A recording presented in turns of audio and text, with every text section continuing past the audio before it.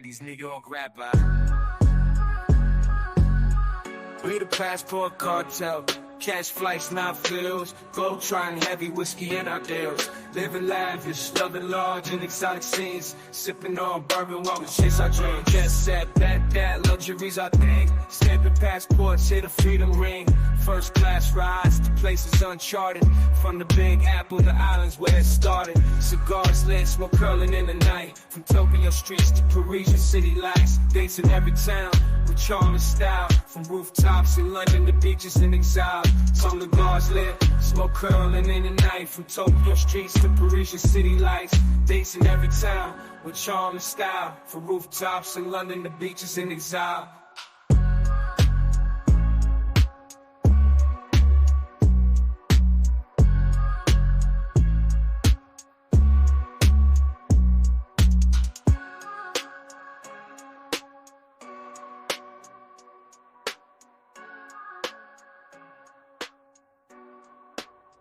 Yeah, we the passport cartel. Catch flights, not fills. Globe-trotting heavy, whiskey in our deals. Living lavish, loving large and exotic scenes. Sipping on bourbon while we chase our dreams. Drinking whiskey neat, toasting to the skies.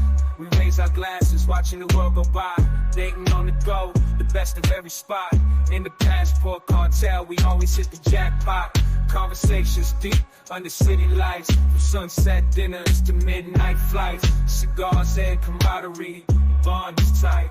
On a world tour, everything feels right. But don't be fooled, the laughs we share. We're wolves in the skies with a fearless plan.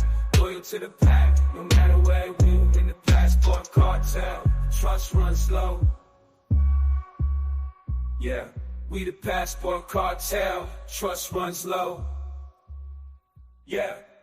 A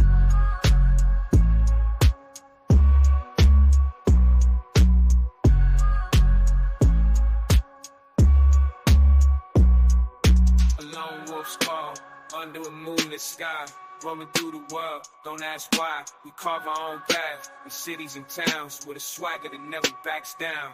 Whiskey and cigars, on the journey we ride, with the passport cartel, nothing we hide. We the passport cartel, nothing we hide. What's going on? What's going on? Man, shout out to you brothers, man. Got a good show. Want to touch on a few things. I got my brother behind the stage, and we're gonna talk about why men are flocking to the DR and the benefits of the DR right now, man. You know, the block is hot. And speaking of that, man, I want to give a RIP to the brother Dwayne Morris, man. Brother lost his life in Brazil. Wasn't even there 24 hours, and a chick put something in his drink, and the brother lost his life. Man, condolences to his family. Think he had a kid or two, man, and I understand that, just losing my father, man. You know, so brothers got to be careful. So, you know, the block is so hot. So brothers got to be careful. And, you know, us as travel content creators, man, we have a job to do, letting brothers know how to be safe out here, man. You gotta pick where you go at. And right now, how a lot of countries are right now, man, is sometimes it's good to travel with a few people. I think he was with another guy, but man, when you go into places like Medellin and places in Brazil, man, I think you need to come a little stronger, man. That's just my opinion. I never tried to scare people into going places or not going places. I just think you got to move real careful, man. Watch your drinks at all costs. I'm telling you, I don't let women around my drinks, even if I know them for a long time. That's something that my grandfather told me a long time ago in New Orleans, man. When I first started going out, he would say, man, watch your drinks, because it can happen. People will put something in your drink, mess you up. So I'm always, and you know, y'all know I like to drink, so I always keep my drink with me. If I go to the bathroom, sometimes I just throw the drink away and get another one. That's what I do. And you can always give it to the bartender if you trust them, but I don't even trust a chick sitting at the table to watch my drink. I'm gonna down it or I throw it away, and that's what I do, because I know the kind of things that can happen. But without any further ado, I'm gonna add to the stage my brother, and we gonna get into talking about this situation. And What is going on, my brother? About to put you in the game with me. What's going Appreciate you, on, man. man? Look, Of course. man, glad to see you in the building. And we got the brothers, man. Make sure y'all follow him. His channel is in the description. Unlimited Cam, cool brother. Appreciate all you guys that's in the building right now. Oh man, we got my boy in the building BMT, too. what's up?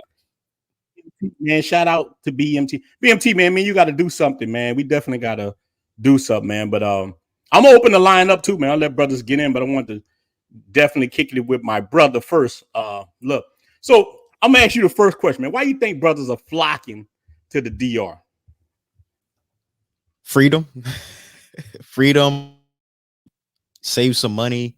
And depending on like a lot of East Coast brothers too, it's closer to us. So if you live in Florida, like the southern states, Texas, Alabama, it's an easy flight. And the flight time is not as long. For us to get to Columbus, maybe it's an extra 2 hours. But yeah, beach, the tropical, some people like I know live in New York, that weather, man, doesn't do good for them long term. So they're like, all right, let me get to the beach. It's like being in Miami, a cheaper Miami, Santo Domingo. That's my opinion, or any place in the Dominican Republic. well, I like, me. I love Santo Domingo probably more than anywhere, but I will be spending a lot of time in Santiago. I got some business I got to take out there. Okay. Yeah, man. Yeah, I'm telling you, man, that Santo Domingo is definitely weird. I think guys should start going to, and everybody come to Sosua, and Sosua definitely is a fun spot. Yeah. But right now, what do you think about the situation? I know you just came back from Colombia. You were there, yeah, and Colombia is hot right now. What you think brothers are doing wrong? Again, if you're gonna meet up with a chick, I don't know how they're meeting up with these women. So like I don't use Tinder besides in Santo Domingo. That's probably the only place I use Tinder, to be honest with you guys. I use Tinder in Santo Domingo, and Sosua, you can just walk around, you run into somebody. But when I'm in Santo Domingo, I use Tinder sometimes, or like Dominican Cupid. In Colombia, because I don't have like a base there, I travel to Santo Domingo a lot. So I kind of got friends. I got girls I already mess with, and I got a place to, meet new women. But when I go to Colombia, besides like, Unc Jay and some of the guys I know in Cartagena, I don't really have a base. So over there, the girls are really all in that fortress area. So you can kind of just walk around and meet them there, but you got to be very vigilant. Again, like you said, with the drinks, you don't want to be drinking the drinks and leaving out. These girls are quick. So one, you'll be kissing a girl, the other one's sprinkling something in your water. So anyway, try to go out again. I know, guys, you want to get the 2 or 3 girls, just take one. I promise you'll be happy with one. Just sit there, and then don't start off with drinks. Hey, let's go get some coffee. Get coffee, fill her out. I know it's gonna be a language barrier, but you can type or translate. Hey, you got kids, just fill her out. If she's always trying to rush you, hey, I need money, and just, hey, no, I don't want this. Look for someone who's kind of gonna chill with you and just relax. That's what I'll say. Look for. Well, look, I've heard if you go to Medellin, it's best to have and this one thing that Dominican Republic has well too. We have a huge expat community. Yeah, like how you came in the other day with all us was sitting in Flip. Yeah, we have a huge community where the brothers kind of look out for each other. I don't know if they have that in Medellin. I haven't been to Medellin, but I'm quite sure they got one. Yeah, but you don't really hear about it as much. I think you need to have brothers out there, man, really telling dudes about this, man. Because I'm tired of just turning on YouTube and seeing somebody them died, man. It's sad. You know what I'm saying? I'm tired of seeing that, man. I don't want nobody to get hurt. And that's one of the reasons I think too that DR is so kind of popular. Yeah, issues like that don't really happen. Like a chick might steal your deodorant. she might steal your toothpaste, but chicks ain't really drugging dudes like that. And I hope that never happens, man. But I know personally 4 guys who have gotten robbed in Colombia. One of the dudes I'm real close to, and the chick. Wow. He met the chick off Tinder. She came to the room and she must have had something sprayed on her chest because he said as soon as she got on top of him, all he remembered is her rubbing on him. And when he woke up, laptop, phone gone, everything was gone. He didn't even have a chance to lock nothing up. Everything was gone. So question with your home, did he Tinder straight to the crib or Tinder and they met up somewhere? Look, soon as he had already been talking to the chick. Yeah. before he got there. And, you know, sometimes, you know, people pregame, and I do it too sometimes, but he had met up with and he told her where he was staying. Yeah. She was waiting on him at the Airbnb by the time he got there. She was outside, and they went inside, and I'm talking about, he had been talking to her for like 2 weeks. So you feel like you know her. That's the thing too, man. Just because you talking to these women on the internet don't mean you really know them. Exactly. People give you fake names. I have fake names. You know how many names I have?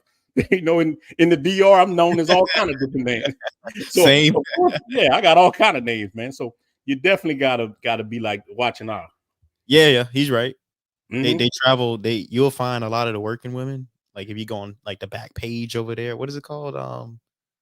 I don't remember the name of the back pages, but you type it up. You type in like girls in Santo Domingo, they'll pop up on the back page. A lot of those girls, Colombia and Venezuela, and they come over there. I've met a lot of girls BMT from off of Tinder who were Colombian or even from Honduras. I just didn't have any problems with them because the first thing I always do, man, I always go to that doorman. I'm gonna put them 500 pesos in his hand. Hey, man, won't let this mug leave out here without me. I just talk to the dude. Look, man, I got a chick coming by. I don't really know her like that. You know what I'm saying? You see her come out here, you know, come to the room and check on me. Let me know. You know what I'm saying? Because I'm not gonna let a chick walk out without me. You know what I'm saying? Exactly. That's just how I do it. And I lock up everything, man. I got hiding spots, man. I'm like MacGyver. I got stuff. I hide stuff in all kind of spots, man. If you find my money, you good. You know what I'm saying? One thing I did in Medellin when I went with my friends, we had a spot. We had 2 spots. We had a spot where we laid our heads, and then we had the wolf pack spot where we just did the clapping. Yeah. So again, you can find a cheaper spot in the area, and then like you said, pay the doorman, pay somebody else, or again, if you're a little sketch, have your boy wait downstairs for, hey, yo, listen, if I don't send you the AOK in about 8 minutes, something happened to me, come up. Like you can, it's certain ways you got to do it to protect yourself because it's really dangerous. You don't speak the language. You don't know what's going on. But I would always say, I don't bring them straight to my place. I got to go sit and talk to you first. Yeah. Because I need to, you know, that derails them. Because, all right, meet me at Starbucks. You kind of like throw them away out of the area. You see she getting follows. You see she was checking her phone. You're like, all right, something's weird. Just get a weird vibe. Man, that's actually good advice, man. And I never did that. Well, like I'll do that now. But boy, when I first came to the island, man, I was hungry. You know, when you first come, I was hungry. I was barking. You know what I'm saying? I was ready. So I'm like, look, come to the crib, come over here. But I did get with the doorman, and I found that doing that everything was good. I didn't have any problems. So I definitely, I'm Brother Avery, I was hungry because I was used to the big Shirley's. I got in that dating market in the United States. That Tinder was not hitting right. I got on Tinder in Santo Domingo and lost my damn mind. Everything coming through there looking like a young Holly Berry, thick, fine. Oh man, so I'm like, I start slaughtering. You know what I'm saying? And now it took me damn near 3 years to get kind of used to it. But now I'm just like used to it. I'm like, all right, yeah, man, she fine. I know I can get with them if I want. It's not a big deal. But brothers coming off fresh, and I think this is the problem. Like you watched I don't know, you saw the video with the guy in Brazil. I was watching it before I got on here. Yeah, so he was in the elevator rubbing on them cakes and all that. So I've been there. And I ain't, man, let me tell you, rubbing on them thighs and the cake, and that stuff get you because you're not thinking with the right head, especially you had a few drinks. Yeah, you looking at this fine, beautiful chick. You're not thinking she's trying to off you. Yeah. You know what I'm saying? So your guards are down. And bam, that's how it happened to you, man. It's just so, man, God, but we got to be more careful, man. I was confused with that too because like he was at dinner with 2 women. Like what's well, he had his boy. He had, from what I see, I don't really know all of it, but he had another guy there with him, and the other guy, something happened. I don't know how they got separated, but it's always good to kind of have you have your homeboy. But like when I first went to Santo Domingo, I was by myself. I didn't know anybody. I was solo because the dude was supposed to come with me. Man, you know how brothers is. Yeah, bro, we gonna come. They never show up. And I see you travel a lot by yourself. And you just kind of run into brothers, man. So, man, we got to definitely link up. That's why I'm in the Passport Brothers Facebook group. I got a Facebook group. I'm in all the Facebook groups because you can always try to reach out and say, hey, man, anybody here? I'm about to go to, Panama. Somebody here? You know what I'm saying? You can reach out to brothers, man. You have somebody, and that person, has a opportunity to kind of school you to how things work in Panama. You land in Panama, your brother could say, well, hey man, watch that club over there, man. This is kind of suspect, this and that, you know. So we need brothers like that dropping the game for a lot of us, man. You know what I'm saying? Yeah, they'll do your soda, your water. Mm-hmm. They'll give you a hug. That's why again, I would say I go to the know what Starbucks I go to? The one in Blue, like I think it's near Blue Mall. Mm-hmm. Right up underneath the I think that's Chili's or Fridays. Yeah. That's I always go, hey, meet me at the Starbucks right here. I know right where you at. Maybe right there. I'll sit there, get my banana bread. Hey, you want a coffee? And we'll sit there. Talk an hour or 2 hours. I'm just trying to feel it, get a feeling for what's going on. Yeah, man. Because right now, since my dad passed, I'm about to start moving out around a lot more. So different spots. So I'm trying to like where I need to be going at, what I need to do. You know what I'm saying? Because I got spots that I want to travel to just for the travel game. And I got spots I wouldn't mind looking at chicks. Like Ethiopia is a chick spot for me. Cape Verde. I don't know if I'm froze or you froze. When I was froze. You're loading. Okay. So look. So like Cape Verde, Ethiopia, places like that are like what I call like chick spots I like to go to see pretty women. But places that I want to travel to is something like going to Japan. Like I want to go to Japan as a traveler just to see Japan. You know what I mean? Yeah. Did I freeze? I think I'm unfrozen now. One of us freezing. I don't know. You know how this internet is, man. Yeah. That's why I just ordered that Elon Musk Starlink. I'm waiting on it to come now, so for me to put at my spot in the DR because I get tired of that DR internet. Okay. You're in New Orleans right now, right? Yeah, I'm in the city right now. Yeah, dealing with some stuff. Mm-hmm. Yeah, because I'm flying back Santo Domingo on Thursday. Okay. Man, hopefully I'll be back. If I'm back, man, we're gonna go hang. We can go hit Mixer with anybody around. I don't know if they wanna. Hey, you ever been to VIP Mixer yet? Nah. Man, you need to go to VIP. It's in Santo Domingo Este, man. It's an awesome spot, especially Monday night. Women come out dancing. It's a good spot. Yeah. And I think it's great. So I'm gonna make the bird call once I get there. I'm definitely gonna hook up with BMT too, man. I've been wanting to get with BMT. Got to see him.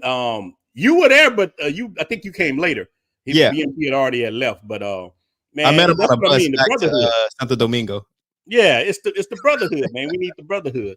We need those things. So look, other reasons that I think men are coming to the DR, man. Like a dude said, he's coming for looking for relationships. Yeah, and you definitely can find relationships, but I tell men to just to be careful. Be careful, because some of these chicks are not who they claim to be. Yeah. That's why I tell people just to have their fun until they meet a good chick. But dudes don't really listen, bro. Ninjas don't listen. You can tell them all the time, hey man, I met this chick. Where you met her at? Where she work? Oh man, she ain't work. Run. You can hit them. You can hit them yams if you want, but run, because she gonna start juicing you for money. I try to tell them that. They don't listen. You know what I'm saying? No, it's hard, and again, it's difficult. I don't know how frequent people travel there. Like I travel once a month. Mm-hmm. If you're gonna go once every 6 months, why even waste your time doing that? In my opinion, like I understand you're looking for something real, but if you already know in your heart of hearts, I don't have the job where I can just get up and try. Like if you're a bus driver or a truck, unless you're sometimes truck drivers, they can drive. Yeah, truck drivers be out. Yeah, that's a little different. But if you're one of those guys who, like, your job is working in this place 40 hours a week and you can't fly back and do that, it's going to be a lot harder because, again, how often are you going to see this person? Once every 3 months, once every 6 months, twice. Because, again, I think someone said in your chat, he's like, I'm gonna be back at DR in April. I'm like, oh, this year? Nah, next year. Yeah. So and look, and I understand that, but don't and that's cool. That's cool. Yeah. But don't get in a relationship. Yeah. Because all she's gonna do is beg you for money while you're in the States. Yeah. She's just gonna beg you and beg you and beg you and beg. Just, man, that shit gonna get exhausting after a while. It's gonna run out anyway, because you're not gonna know what she's doing. It's gonna drive you crazy. You're gonna be sitting at the house like I don't know if you saw the episode of Martin and Tommy, like, I wonder what Pam doing. You're gonna be wondering where this chick at all the time. I wonder what Pam doing. Baby, I call you. Yeah. You're not answering. And she gonna lie anyway. Oh, she would say, I'm getting my hair done. I'm getting my nails done. No, you getting your back done. You know what I'm saying? Yep. You getting them back shots, and you thinking that you got something. Nah, man, don't put just live your life. Come to the island, have fun, grind it out, and go back home, and just your reset.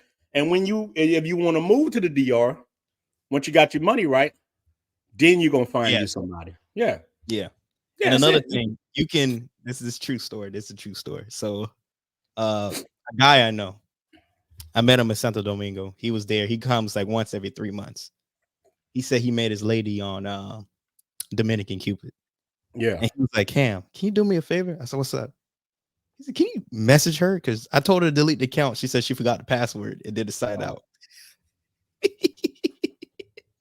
Hey, I messaged this lady. I swear to God, not even 60 seconds later, ding, hit me back. I'm like, hey, man, I'm here in Santo Domingo. Can we link up? We meet for coffee. And I text buddy, hey, this is what she sent me. He said, follow through. Like, all right. Cam, sleep with her too. Follow through. He said, follow through. I want to see how far. I want to see as you go. I'm like, dude, she texted me. It's already, you don't got to continue. All right. Met her at Starbucks. I'm like, bro, she here in Starbucks. She rubbing on me. I'm going to send her home, though. But it's not good for you. And he was sick, man. He was hurt.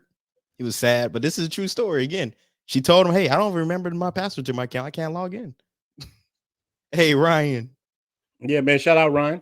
I think Ryan out there right now, man. Have a good time. Ryan, sit up there. But leave it there, big dog. Clap them cheeks, but leave it there.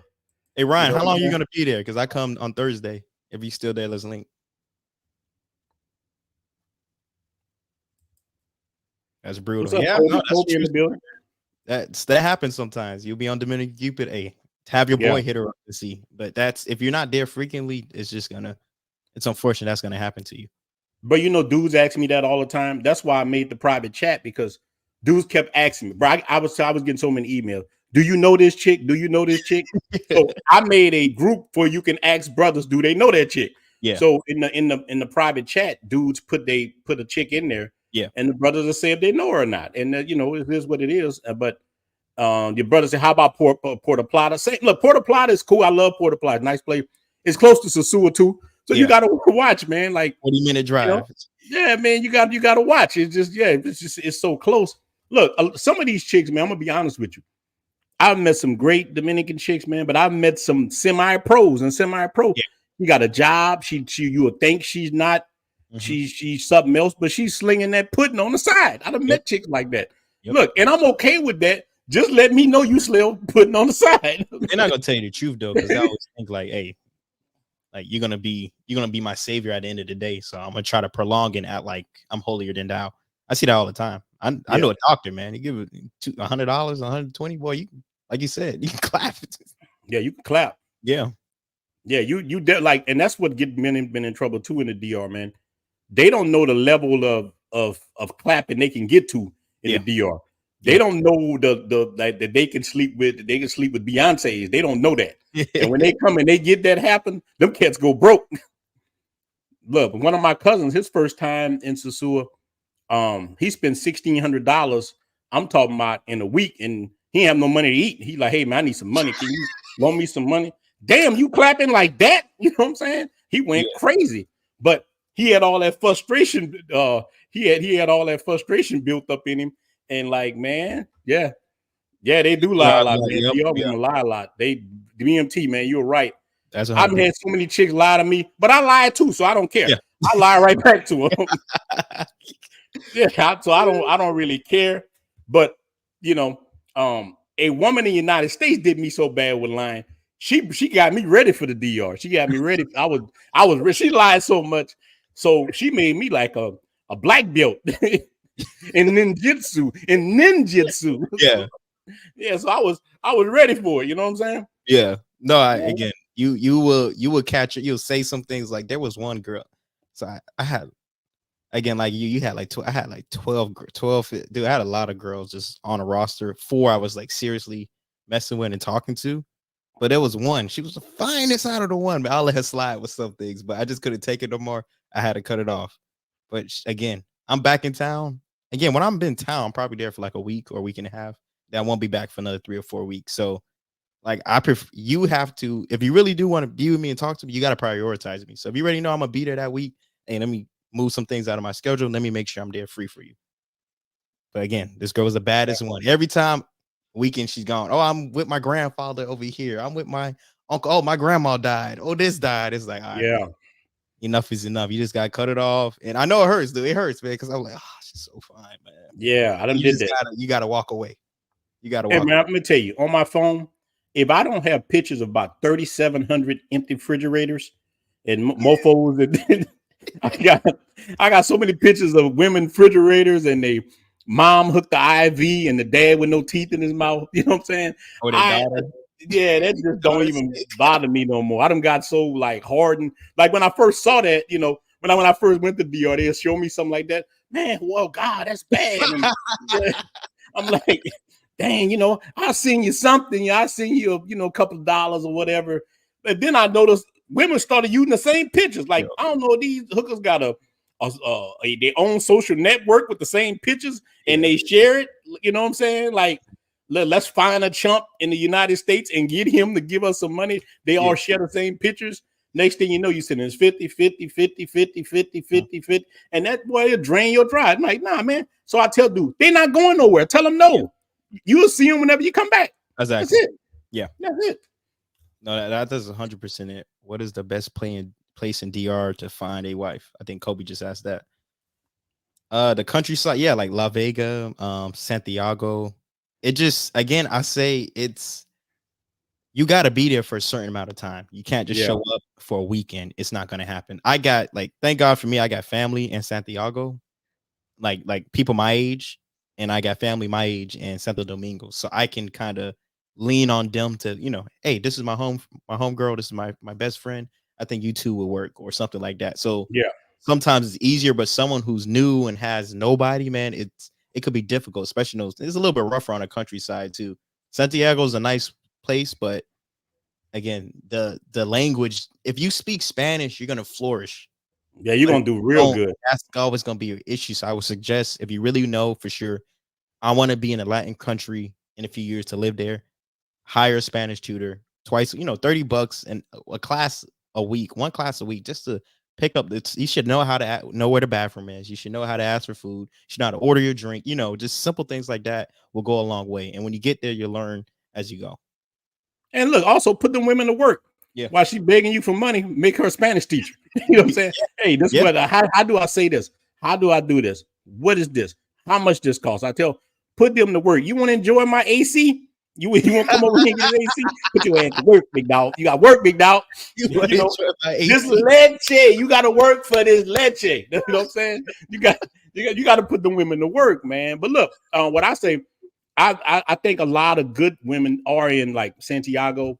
And look, I've met some of the best women in Santo Domingo too, but Santiago and La Vega especially, man, I've saw some beautiful women, man. If some of these dudes saw these women in La Vega, they would come back to the States and sell all their stuff and just move. They will sit, they don't have no money.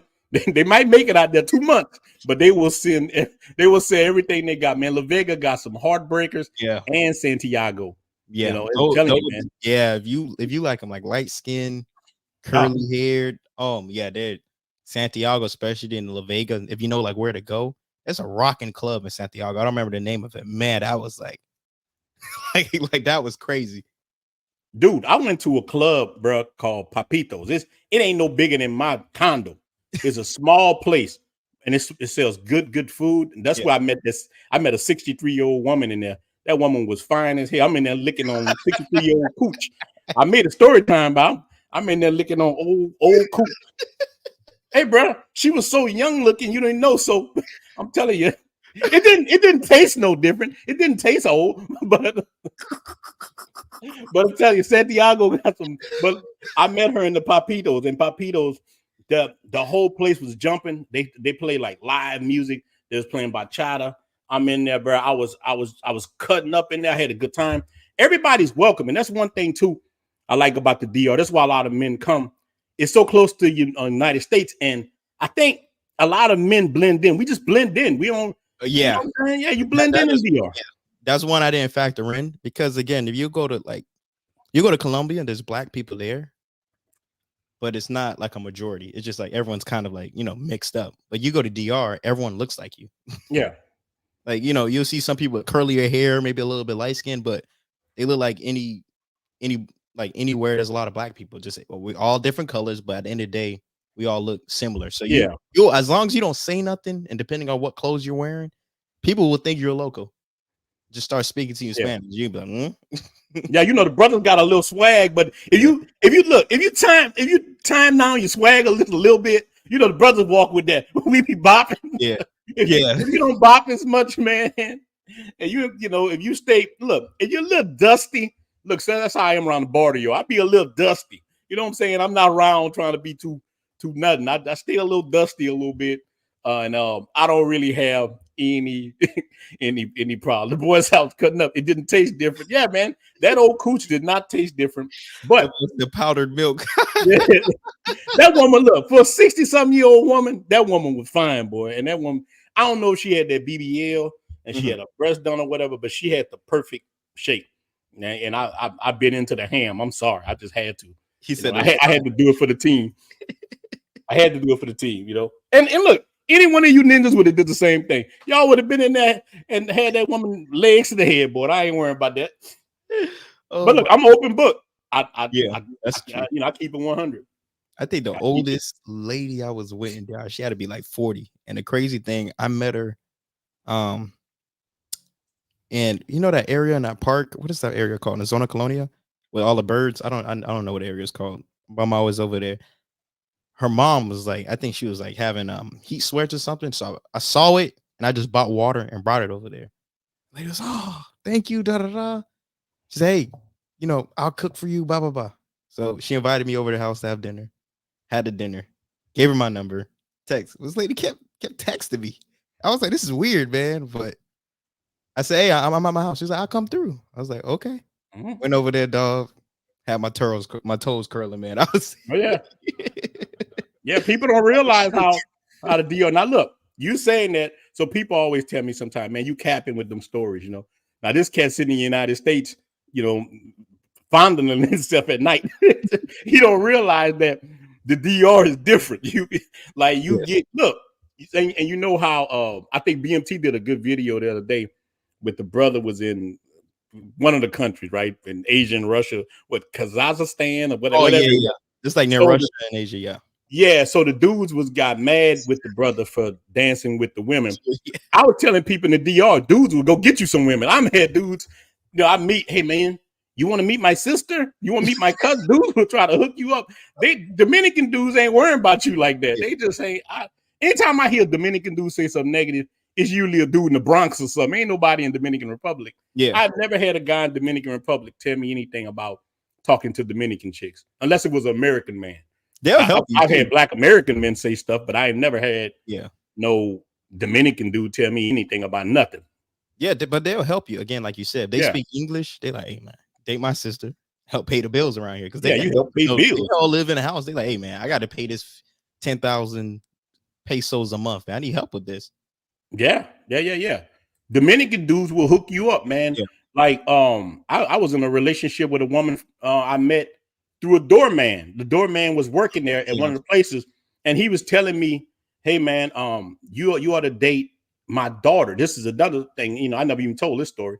And he every day he was telling me about dating his daughter. And I finally meet his daughter. She was beautiful, and she was I knocked her down and stuff, but I was at my worst part. I was at my worst then. I wasn't ready to settle down, but now I probably would have kicked it with her. You know what I'm saying? Yeah.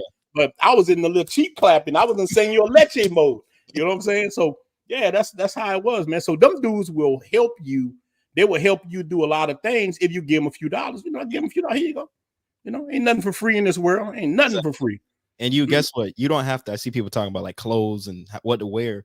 I buy a pack of black t-shirts from Walmart, and then I got like 2 pairs of depending on what you do. Like I'm not really a beach dude. I don't like going to the beach, so I usually just walk around the mall and chill in my apartment, just relax. So shorts, some sweatpants, and then the pants to go out with at night, and then 2 pairs of shoes. One walking, like some Vans or something, Stan Smith or something nice you can wear out. That's usually what I wear. But I don't bring my watch. I leave all at home.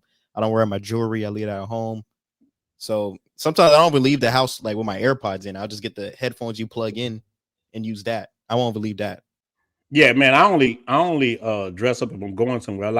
Yeah. I do like my boy Salt and Sosua. Make sure you follow his channel, man. Yeah, shorts Solid guy. Shorts and slip. That's how I am around Sosua. But the brother, so the brother Avery was saying, I don't plan on going to Sosua because the women sketchy down there. Man, you know, Sosua is what it is. You got some chicks that's cool, but I think a lot of brothers fall into this in Sosua. They want that girlfriend experience, like shout out to Men on the Move. I don't know who my brother is. Men on the Move. So I want somebody to hold me at night. They're trying to keep these chicks. They're trying to keep these chicks in Sosua with them. And she looking at you like, hey man, I've been here 2 hours. I'm ready to go. I gotta go. My Yeah. You know, I gotta go. Yeah, sometimes I get lonely. I'm like, hold on, big dog. you can't do it like that. Nah, man. So if you're looking for more of that, again, you're not gonna pay $100 to have, especially not in Sosua, if you're trying to have somebody for the overnight. So I would say that's better in Santiago or Santo Domingo.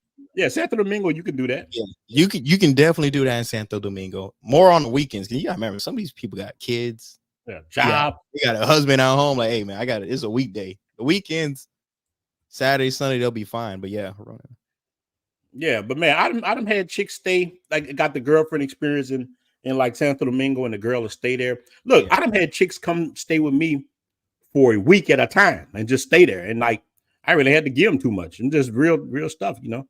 But sometimes I get tired. Sometimes, like when you do that, I tell dudes when they're on their first trip, do not tell these women how long you staying. They'll stay your whole trip. You don't get to meet any more chicks.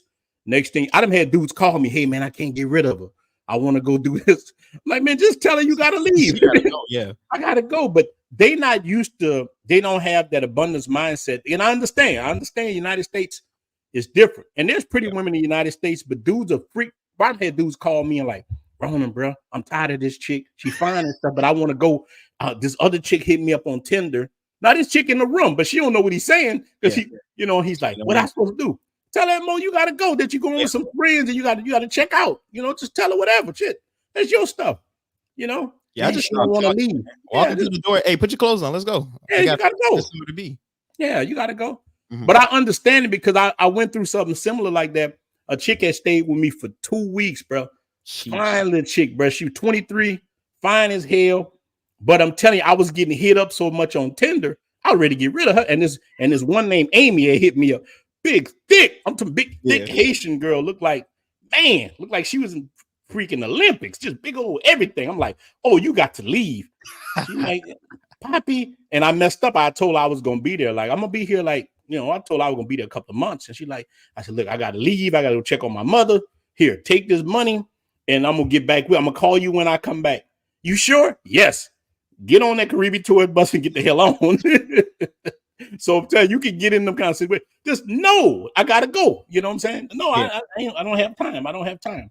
Yeah, you got to get them out. Just put your clothes on, grab it. I don't really like people staying over. And again, that's another way you can get caught up too, because you gotta I gotta be careful. You can't do this with somebody you just met and trust her. You gotta. Again, you kind of got to wean her out, go out, have a conversation. If you're only going to be there 3-4 days, I would say not to do that. Because, again, just the dangers of it. It's just too dangerous. Cartagena, that's hard. Medellin, that's very hard. I don't trust none of those people that work those. But even Sosua, I don't trust none of those people in my sleep. I don't know what they're going to do to me. So that's something I would stay away from. Again, unless you have a rapport. Like a lot of those guys in Sosua, they already got they 2 or 3 people they met. They have a rapport with those people. You go to Cartagena, you know them real good. Yeah, you know them really good. I know a guy in Cartagena. He see the same 3 people, and he got a good rapport with them. He know their family. You met the brother. Hung out with them. But he has a good rapport because he goes frequently. So if this is your first time, I wouldn't suggest just looking for that. Just go, have your hour or 2, have your fun, stay awake, and don't get too intoxicated. That's where like problems start to happen. Yeah, watch your drinks again. Watch those drinks. Watch it. Look, because. So we talking about reasons why a lot of people come to DR. Dating is definitely one of the main ones, but also business opportunity, man. I've met a lot of dudes, man. I bought property in the DR. There's a lot of business opportunity, man. But I tell people, having a business in the DR is like dating a woman in the DR. You want to be there. Dudes always tell me they want me to watch their stuff for them. Hey man, can you watch? I'm like, man, first of all, I do real estate in the United States myself. I got to flip house. I got to fly back to the United States sometime. Yeah. If I can't watch your business, I can't watch your girl. I don't want to watch your girl. You know what I'm saying? No, I don't want nothing to do with your woman. I don't want none of that. You gotta be hands on. So don't invest in any country unless you're gonna be down there a lot. That's just what it is. Because Dominican people, man, much as I got lots of love for them, if you're not there to watch your investments, they're not gonna take care of your stuff, man. They just won't. One of the dudes from Canada right now owns a Airbnb, and he paid a guy to do some work. I go look at it. Dude ain't do none of the work he asked me to do. So he paid this guy like, really like $1,000 and something. The guy never did anything. I'm like, dude, you just can't, like, you going to have Airbnb. You can't give the money and just have them. Yeah, you gotta, and I can't watch your property like that. You know what I'm saying? I'll look out for you as much as I can, but I'm telling you, man, DR business, you got to be there. One thing about Mr. Flip Flop, you go to Flip Flop, he's sitting there. He's there. Yeah. He's watching his business. You go to Wings and Waffle, Cardell is over there. Yeah. They're watching their business. You got to watch your business. So there is a lot of opportunity to do investments in the DR. But I tell people, man, you got to have a good team. You got to have people around you. And I even met a person who has a property management company. I'm trying to scale them out, not too much myself, to see what kind of time they on. Yeah. And then I'll recommend them to people. You know what I'm saying? I got to see if you're going to hold up you in the barn, because I don't want to put my name on nothing. And say, hey, Pam, you go do that. Man, Ronan told me to go buy this. You know what I'm saying? So I'm not trying to do that. So those are two things that people coming, the women and well, look, three things. It's close to the United States. The women are awesome if you get the right one. And because we're women, there's levels. Remember this, guys. There's level to the game in the DR women. You got your entry level women, recreational use only.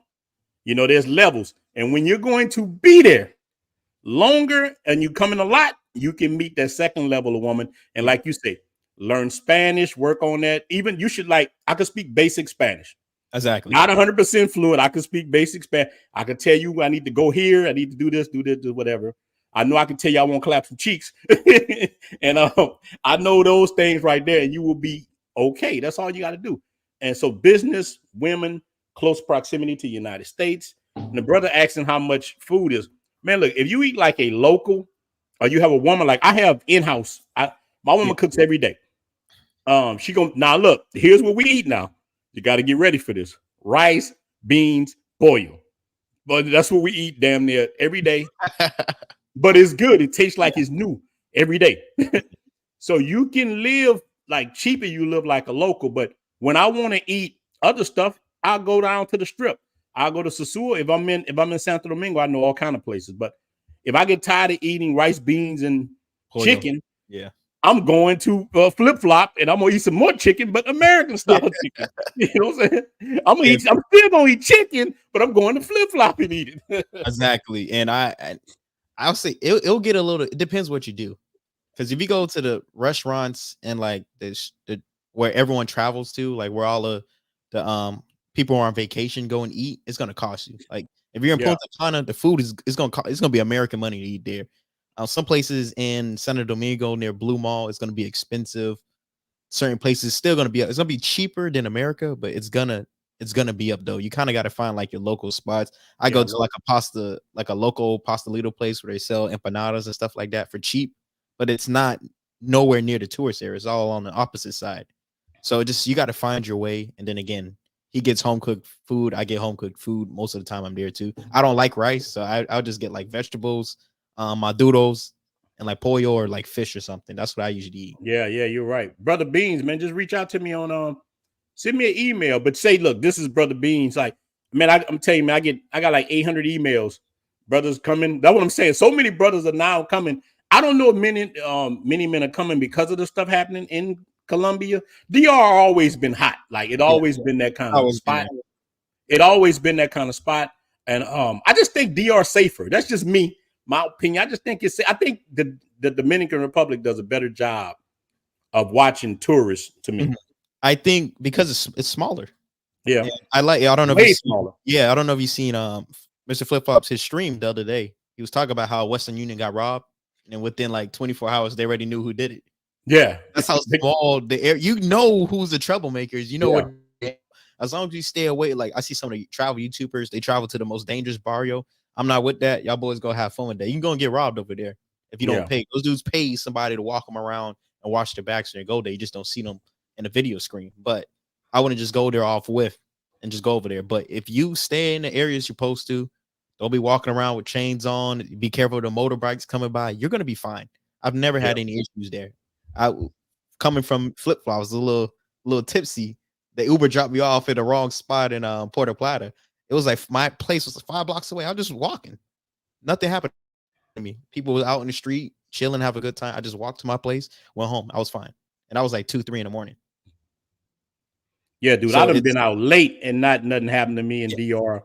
I'm talking about even in the barrio. Just nothing. Like it just depends on.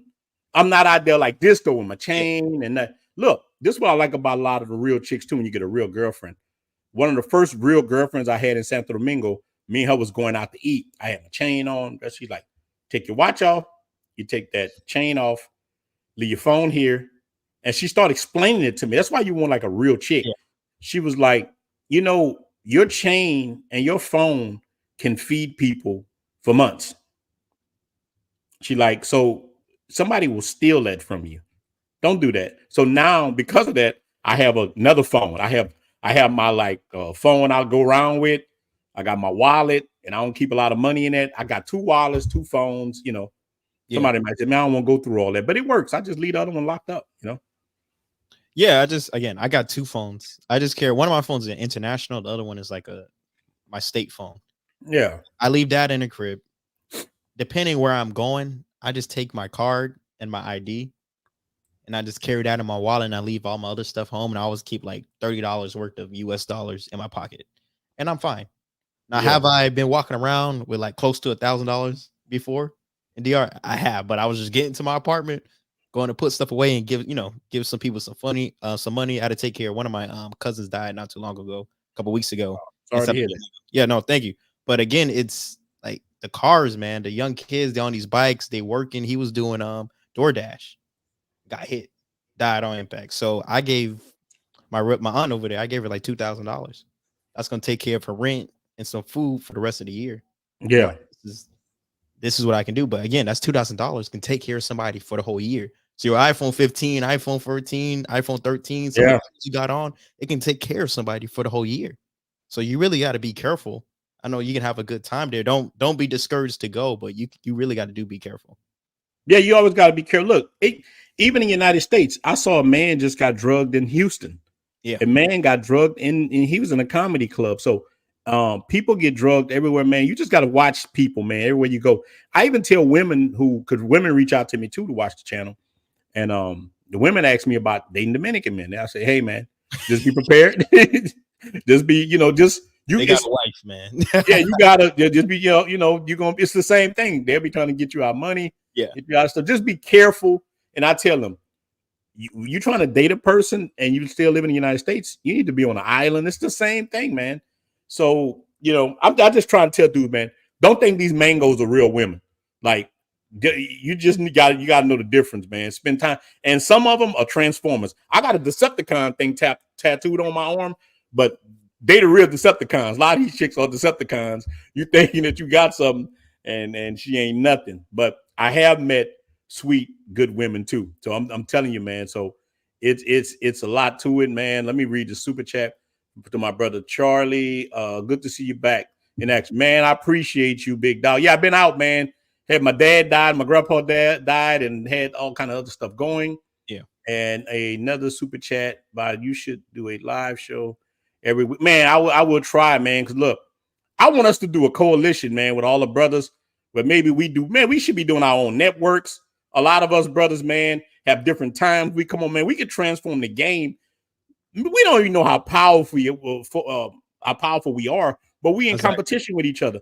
I'm not in competition with nobody. I open my platform up to anybody. Anybody can come on my thing. I'm about to open it up now with brothers gonna be able to get on there. So I'm about us building a network, a huge network of brothers working together. And just because you black don't make you my brother. My brother, you got the right mindset. You know what I'm saying? That's how I look at it. You could be white, Latino, whatever. You got the right mindset, you are my brother. But it's good to see brothers with a little melanin have the right mindset. No, you're right on that. And again, it's all about, shout out to Mr. Do Too Much. It's all about the brotherhood as well. So, for example, when we're in Sosua, I just pulled up and I hit Mr. Flip Flop, through Instagram. He's like, hey, pull up. Came through. You happen to be, I didn't even know you were here. You having a video? I'm like, yo, Ronin, what's up? Yeah, we in the dude, we were literally just chilling at I never sat at a place so long in my life. I was there. I think I got there at 3:00. I didn't leave till about 10:30. Yeah. I ate 3 meals. I just, hey, let me get tacos. Let me get a burrito. Like, he just kept sitting there and I just kept meeting different people talking. Hey, where are you from? I'm from New York. I'm from here. So you just, that's the brotherhood. That's literally what you're talking about there. Same thing with Cartagena. I met up with Uncle Jay, met up with Kobe, met up with all these guys, and we just genuinely sat down, had good conversations, and spoke. Because you never know. You may come once a month, or you come once every 3 months, and there's another guy who does that. You guys may go half and half on an apartment there. Hey, I found a good apartment to rent for $400 in a bar. We can split it monthly, 200. Yeah. You go get it one day, I get it. It's ways you can do it. There's a lot of ways you can make money out there as well. Yeah. It got ways. Look, I'm telling you, man, it got a lot of business opportunities, got a lot of different things. And look, this is another reason why men come to DR. Look, just within the last 3 months, I know about 40 men who have moved to either Santo Domingo, Puerto Plata, or some other place on the island because of the cost of living. And they had, and all these dudes that met Dominican women, the women showing them areas they could live in, where it's a medium grade, where you're not paying gringo prices, but you're getting a better life of an upper class Dominican person. Yeah. And these dudes are moving. So that cost of living is a big thing, because I'm gonna be honest with you, man. I don't know how a lot of people make it in the United States right now. United States is high. Inflation is high. The United States is high as hell, man. It is expensive. Man, you got to work. Like, it's like you working all the time to live. I'm like, wow, man. Every time I step out of the house, I spend $100. Yeah, that's I go to gas. All right, my gas tank, $30. I go to Publix. I go to Whole Foods, $60. I'm like, $120 again. Oh, wow. Canada as well. Yeah, I ain't know Canada was hitting like that. Yeah, they're a little wacko over there. I've been to Toronto, Montreal a couple of times. They're a little wacko. Everything's is weird over there. What's going on right now? Jordan, thanks for the super chat. He said, I'm actually thinking about starting a property management company in the DR. Looking forward to move there within the next 12 months. I think that's a great. Yeah. Let me tell you that right there, Jordan. Let me tell you, man, this is real talk. Let me tell you, I'm in real estate. I do real estate, man. I got a couple of houses, and let me tell you, man, if you do a property management company in the DR and you market your service to foreigners, they need people so bad to watch their properties. A lot of the people who own a lot of the properties live in Canada, Russia, all kind of spots, and they looking for somebody to be there to get the work done. You know what I'm saying? So if you're a middleman, you're going to be good. You'll definitely make, that'll be definitely a good business decision.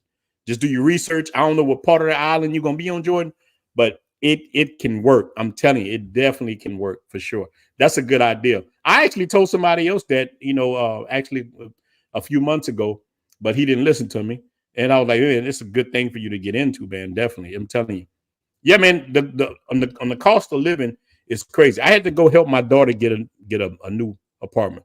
We riding around New Orleans, we going all over the place. Dude, I'm talking about even in murder zones, $2,200. Man, it's a murder zone, you know what I'm saying? But they're kind of gentrifying the murder zones. Yeah. But here's the thing. They charging $2,300 a month for little places, man, that when I was younger, a few years ago, places was $500. You know what I'm saying? Yeah. So wow. So dudes, man, I'm tell y'all guys, man. I tell a lot of guys, man, to make that move. We don't look, DR got enough Pookies and Ray Ray. We don't want nobody coming act crazy. They got enough. DR got his own Pookies and Rays. That's what I tell people. Oh, yeah, they got their own. We don't all in Stanville Mall, bro. Every time, oh my God, yeah, I can't wait for these people. Yeah, they got their own. We don't need no more at all. Yeah. We definitely don't need no more. In the area as a school teacher, we have no problems when we go out. Yeah, me man. too. Yeah, Yeah, DR. Look, man, DR is cool. It's a safe place, I think. But like just like BMT was saying, a lot of them chicks do lie a lot. Like BMT's there, he's dating. I'm quite sure he's dating, and he done been through it. So a lot of these chicks will lie, and like you'll think she's a regular chick, and she's a not. professional cheek clapper. The best way with those to figure out is just offer bread. That's the best way, in my opinion. You can just figure it out. Hey, listen, do this. I don't feel like waiting. You can figure it out real easy. Now, like again, you just kind of got to go through them. You start noticing patterns. This, like the girl I'm with now, she's not a partier. She likes to be at home. She's always with her mom or with her sisters and stuff like that. So it works out. But even when I'm not with her, there's another one I mess with. I know that girl's on demon time. So I know I got to keep that at arm's length. So you got to keep a demon too. Oh, you gotta keep you got to keep you a demon. Look, you think about the whole history of mankind. The kings always had a mistress. I always keep me a demon in the back pocket. That's just me. I got a woman. I keep women for different reasons. You know what I'm saying? You know how women do men in the United States? They got Mr. Feel Good. They got the dude that can work on carburetors and shit. Yeah. Like I do the same thing. I got women for this, for that, for that. Can someone find me an apartment, 3 or 4? Look, I went and looked at some apartments in Santiago recently, bro. Brand new 2-bedroom apartments right by the airport. They were like $450. Gorgeous apartments. And Santo, look, even in Santo Domingo, Unlimited Care, I know you done saw this. They're building a new section right by the airport.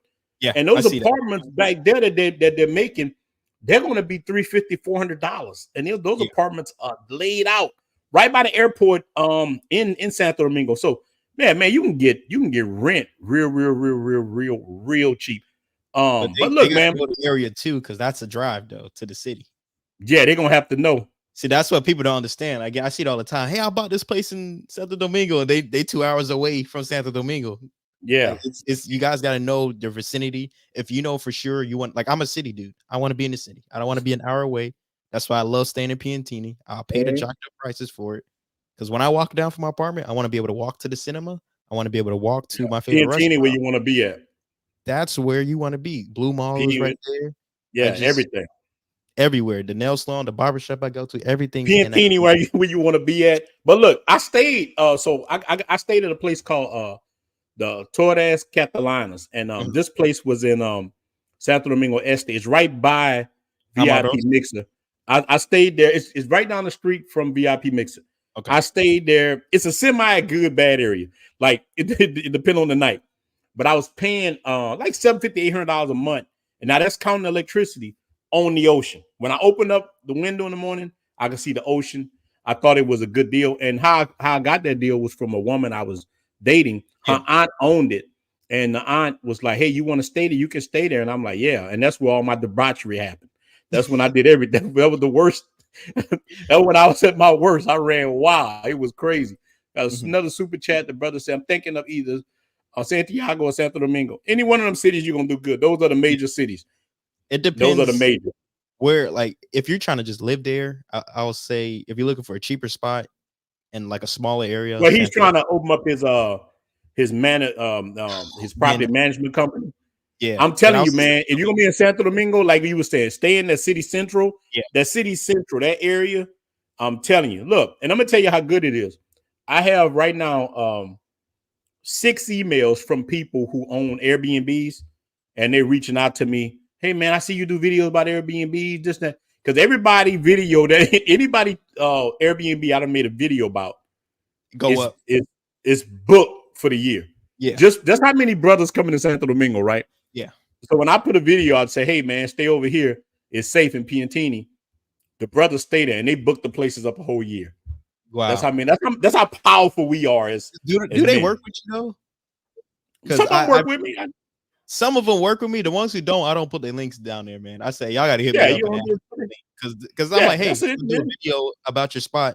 I had a great spot in Distro Nacional. Nice spot behind $25 a night.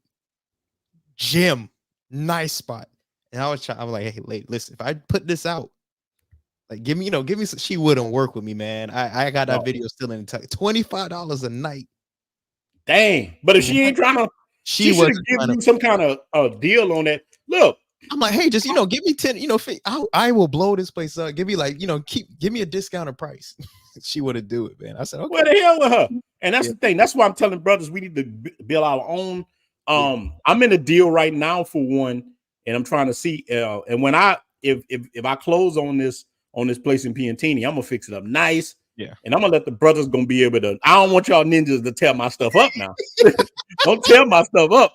You know what I'm saying? But I want this place gonna be very nice. Brothers gonna be able to come in there, and they're gonna be safe, and it's gonna be chica friendly, and man, you're gonna have a good time. I'm not gonna be like that. Just don't tear the place up. Have everything brothers need. You know what I'm saying? I was even thinking about putting a bottle of Johnny Walker Black in there because it's my place. You know what I'm saying? Let the brothers know. You know what I'm saying? So they're gonna be tearing up your spot. Yeah, bro. Eat on your couch, Nick. Yeah, man. I know how to fix them up where they won't tear them up, but yeah, man. So it's supposed to go down. Now look, how everything's supposed to go. I'm gonna be getting this place for $98,000. Yeah, and it's right, bro. You could see the Agura Mall from the actual place. It's beautiful, but I'm trying to see how everything will go with the. I'm trying to pay half and finance the rest, so we try to see how everything will go. But if it worked, this is gonna be the blueprint. I'm gonna lay it out for other brothers. Hey, man, this is how I bought this place. I'm gonna teach you guys how you can do it because it's part of that lifestyle. I want brothers to be free. The hell with the plantation, big dog.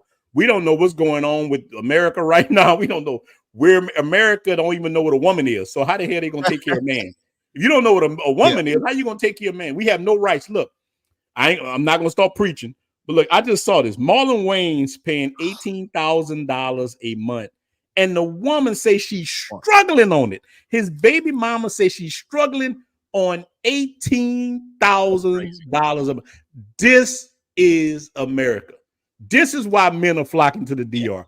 This part of that whole thing, man. But look, if you don't mind, I'm gonna drop the link. I'll let a couple of brothers get on. How you feel about that? Yeah, no problem. Real quick though, because you just said something nice right there. Because there's things that we can do as a group and find. Like I know guys who are. I met this Uber driver, man, and he's like my driver every time I land in DR. I'm like, dude, if I had the money, buy you like a truck, a Suburban or something, or like a van, and just have you. It's so many times, so many people need like a driver because don't rent a car when you go there. Do not rent a car when you go to DR. This is one of the most dangerous places to drive in. But just having a driver, again, like say your apartment building, we own a couple apartments in there.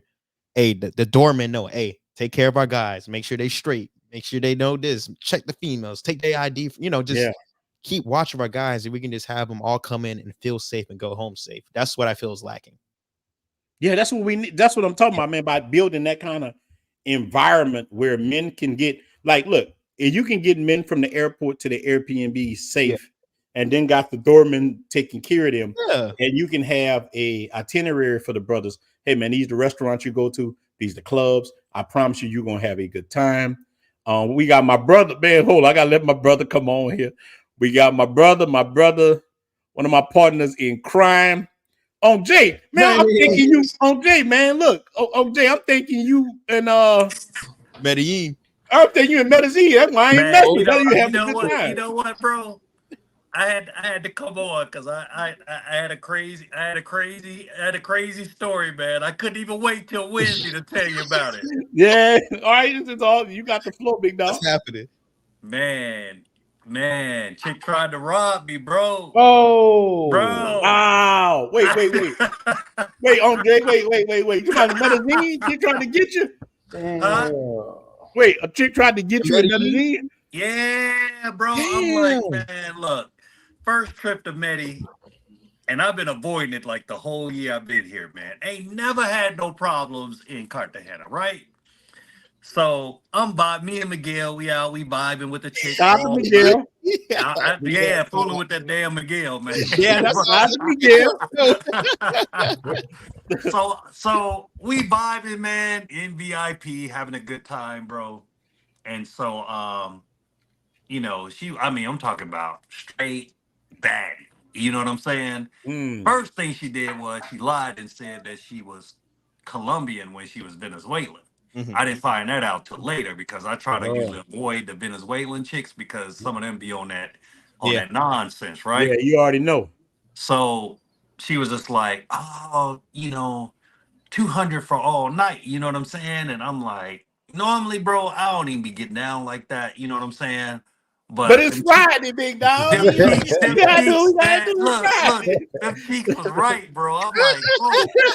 I'm like, man, I'm gonna go and make an exception, but I'm gonna hide everything, man. I'm hiding stuff in the safe. Yeah. I followed all my rules, man. And so what happened was I I gave her the money up front. And so she was like, I need to go to the bathroom. So I hear the shower running. So I'm like, okay, I'm gonna go to the other bathroom, right? So I go in there, man. I go to take a shower. Man, brother come out, she gone.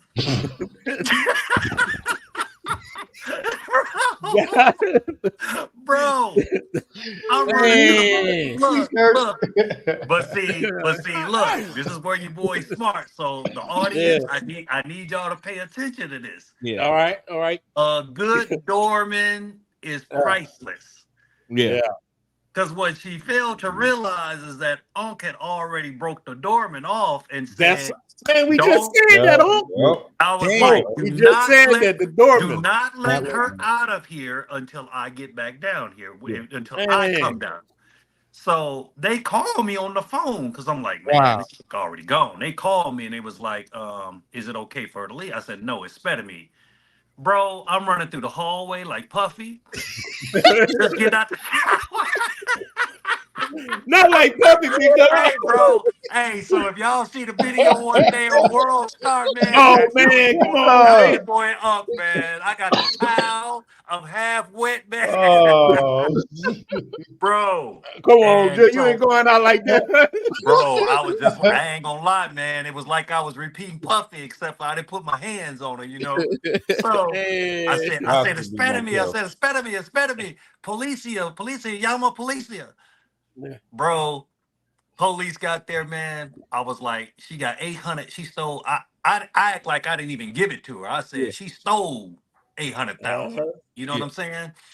And she was like, "No, I didn't. No, I didn't." He said. Look, so let the brothers know how much 8,000. Look, because listen, you talking to the YouTube ninjas, they're gonna be like, man, woman took him for $8,000. They don't understand how much pesos. You gotta explain it to them. Is about $200. Yeah, $200. But like I said, bro, I mean, Miguel can verify this. I'm talking about grade A baddie. You know what I'm saying? The video coming soon. But anyway, oh yeah, you gotta make that video. Man, I was like, okay, this is crazy. So I was like, I'm not gonna tell them that I gave it to her willingly. I'm just gonna say that she stole it, right? Yeah, that's smart, yeah. So they get there, bro, and I'm like, look, she got 8 $100,000 bills, which is $200, okay? Yeah. And when they went through the purse, it was right there. So everything matched up, right? Then she gonna try to say, no, he spent like 5 hours in the club with me. That was for my time. He gave that to me or whatever. And the police officer was like, no. And she said, we did have sex. So another thing, brother bought the protection, kept the receipt with the date and time on it. Protection was on the dresser drawer. Yeah. Unopened. The 3-pack. I brought him inside the room. The beds were all made up with the little animals and the towels and stuff like that. So he knew nothing had went down. He said, "You are lying." Yeah. Everything that this dude, man. So shout out, man, to the Medellin Policia, bro. They had your boys back. Wow, they had Benny with him. Oh my God. Man, bro, let me tell you something. I was so mad. Damn. I caught a 14-hour bus through the country. So I just needed to think on that. I was like, I don't ever go back, man. I didn't even take So you just left Medellin. You were like, the hell with it, I'm gone. I didn't sleep one day. And look, I got the room, went out, we hung out all day, man. And then after after that happened, I couldn't even sleep, bro. It was like 6 in the morning, man. I caught the 8:30 bus all through the countryside, through the militias, the guerrillas, everything, man. I didn't care, bro. I didn't care, man. But I was like, man, I can't wait to get on Ronin today. When I saw you was live, I was like, I'm calling in just so I can tell this story to the brothers. Yeah, but I'm like, I know OJ. I ain't even thought bothered you. I say, look, yeah. I know OJ is in Medellin right now. I believe OJ Law. I know. I'm thinking he having time of his life right now. I'm thinking, bro. Hey, up until that point, I'm like, man, I was like, this is fire, bro. I mean, I'm talking like I did a video. I'm gonna put it out, man. Sick, man. I'm talking sick Airbnb with the put that video out, big dog. The jacuzzi on the balcony, bro. I mean, it was like top notch Airbnb, and it was chica friendly. And it was just upscale in El Poblado. If anybody knows El Poblado area, that's like the top dog. That's like the top dog in Medellin, bro. Didn't enjoy none of it. And had another one scheduled for the next day. I lost half my money. I didn't care, bro. I just wanted to get as far away from Medellin as possible. Yeah, you were gone. You know, it was just a bad experience, man. I'm like, the first person I meet try to get me, bro. I mean, I'm talking, bro. I wasn't in the shower, but probably 4 minutes. It was one of them quick whole baths, you know. He was gone, bro. Damn. He was gone, man. So fellas, all I can say is be careful, man. You know, thank God UJ didn't lose no money out the deal. You know what I'm saying? Yeah. But it was just more of the emotional part of it, man, because I'm like, bro, I really try to be careful. Thank God. I mean, I was careful because I made sure that I looked out after that security man, and bro, I tipped him afterwards. I gave him 100,000 just even though I'd already tipped him to do, but just the fact that he did his job. You know what I'm saying? Yeah, he helped you out, boy. And he called. Yeah, because I don't know if you know that the guy that was in Brazil lost his life recently. I don't know if it was last night or the night before. The guy in Brazil, you know, a woman scoped him, not scoped, but she used some other kind of whatever they use in Brazil, and he went to sleep, and that was what brother was foaming from his mouth. He died. So that could happen to any one of us. So you know what? This is what made, I mean, I like him to take a shower anyway. That's just my thing. But she kept trying to get, like, she went to the bathroom the first time, she came out, and then she was trying to, like, put the breast all in my face. I was like, no. I was like, you know, no, you need to take a shower. No. Look on Jay. She say it's just baby powder. Let me rub the baby powder. No, bro. I'm not gonna say that, but it was just kind of fishy to me. Yeah.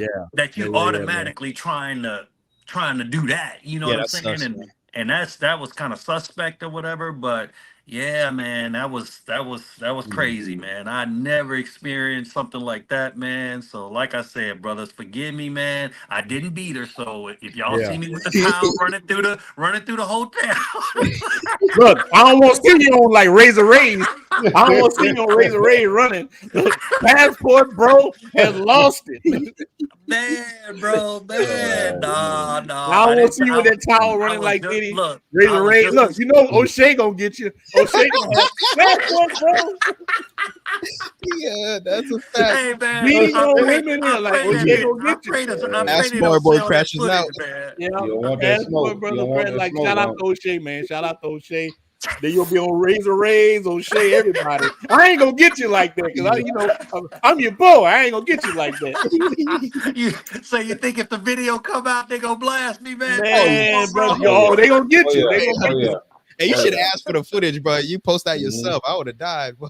Bro. Matter of fact, they played the footage back because I even told the cop, I was like, well, if I did what she said I did, how the hell he come up in here and check in at 3:15 and we back down here at 3:30?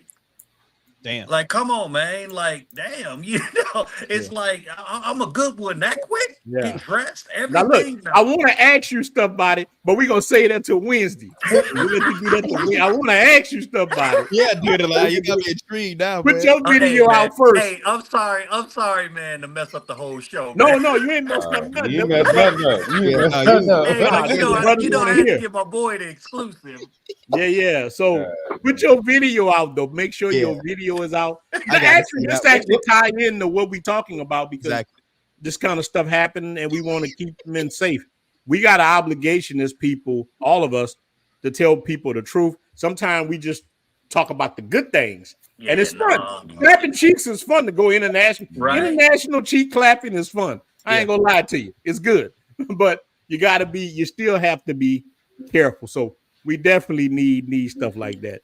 I don't know if Jada went out. I don't know that woman got him. I don't know if the lady got him. She heard the whole conversation. Yeah, she hid. Boy, ain't gonna wait, boy. I don't know. But shout out to Kobe for the super chat, and shout out to my brother right here, the Chosen. That show with blood, man. I appreciate it, man. We try to bring good energy. So, Sergeant Sosua, you were next. The floor is yours. Why you think brothers are flocking to the DR? You got the floor, big dog. It's too expensive to live in the States. Yeah. Brothers is working. You work 8-hour days, 5 days a week or more. 8 hours. I'm being real generous with that. So, and then you get off and you look at your finances at the beginning of the month or the end of the month, and it feels like you're just working to live. I think Ron said something about that earlier. So, I just think a lot of people are tired, man. We tired of the politics, the racial division, the food they putting into our bodies, letting these women get away with anything. I think I seen a video the other day of Tyrese crying like a baby because she trying to get $20,000 a month for an 8-month-old out of this brother. 46,000. 46,000. You see what I'm talking about? She getting 18 now. She wanted 46. That's crazy. That's crazy. And it's like, what do you do for a living? You know what I'm saying? That requires that. So I think brothers are starting to see, and I think with platforms like Ron's and Flips and Unc J's and stuff, I know in our community a lot, we kind of on some like, you got to show me.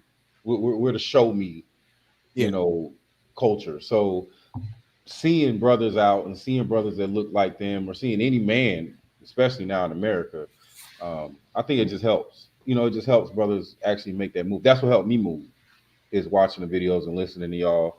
And, all ages, all backgrounds, all demographics. So that's the great thing about what we're doing. But I just think they just tired, man. Like, we start to see our life expectancy, and brothers are like, I'm not spending 20, 30 years of my life making other people happy. Or making other people rich. You working on making other people rich, exactly. Yeah. Sergeant Sue, let me ask you a question. Mm-hmm. Can you break down like your monthly budget? Because I know you live in Sosua. Can you break down like your rent, your Wi-Fi? I don't know if you pay water.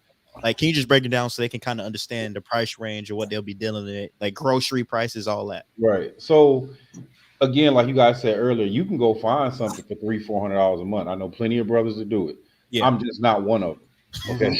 so you got to make that clear. Like, I have to have hot water. Like, I'm not a brother that's gonna take cold showers 3-4 times a day. Okay, it's just not gonna happen. So my rent, which includes everything but my electricity bill, is $750 a month.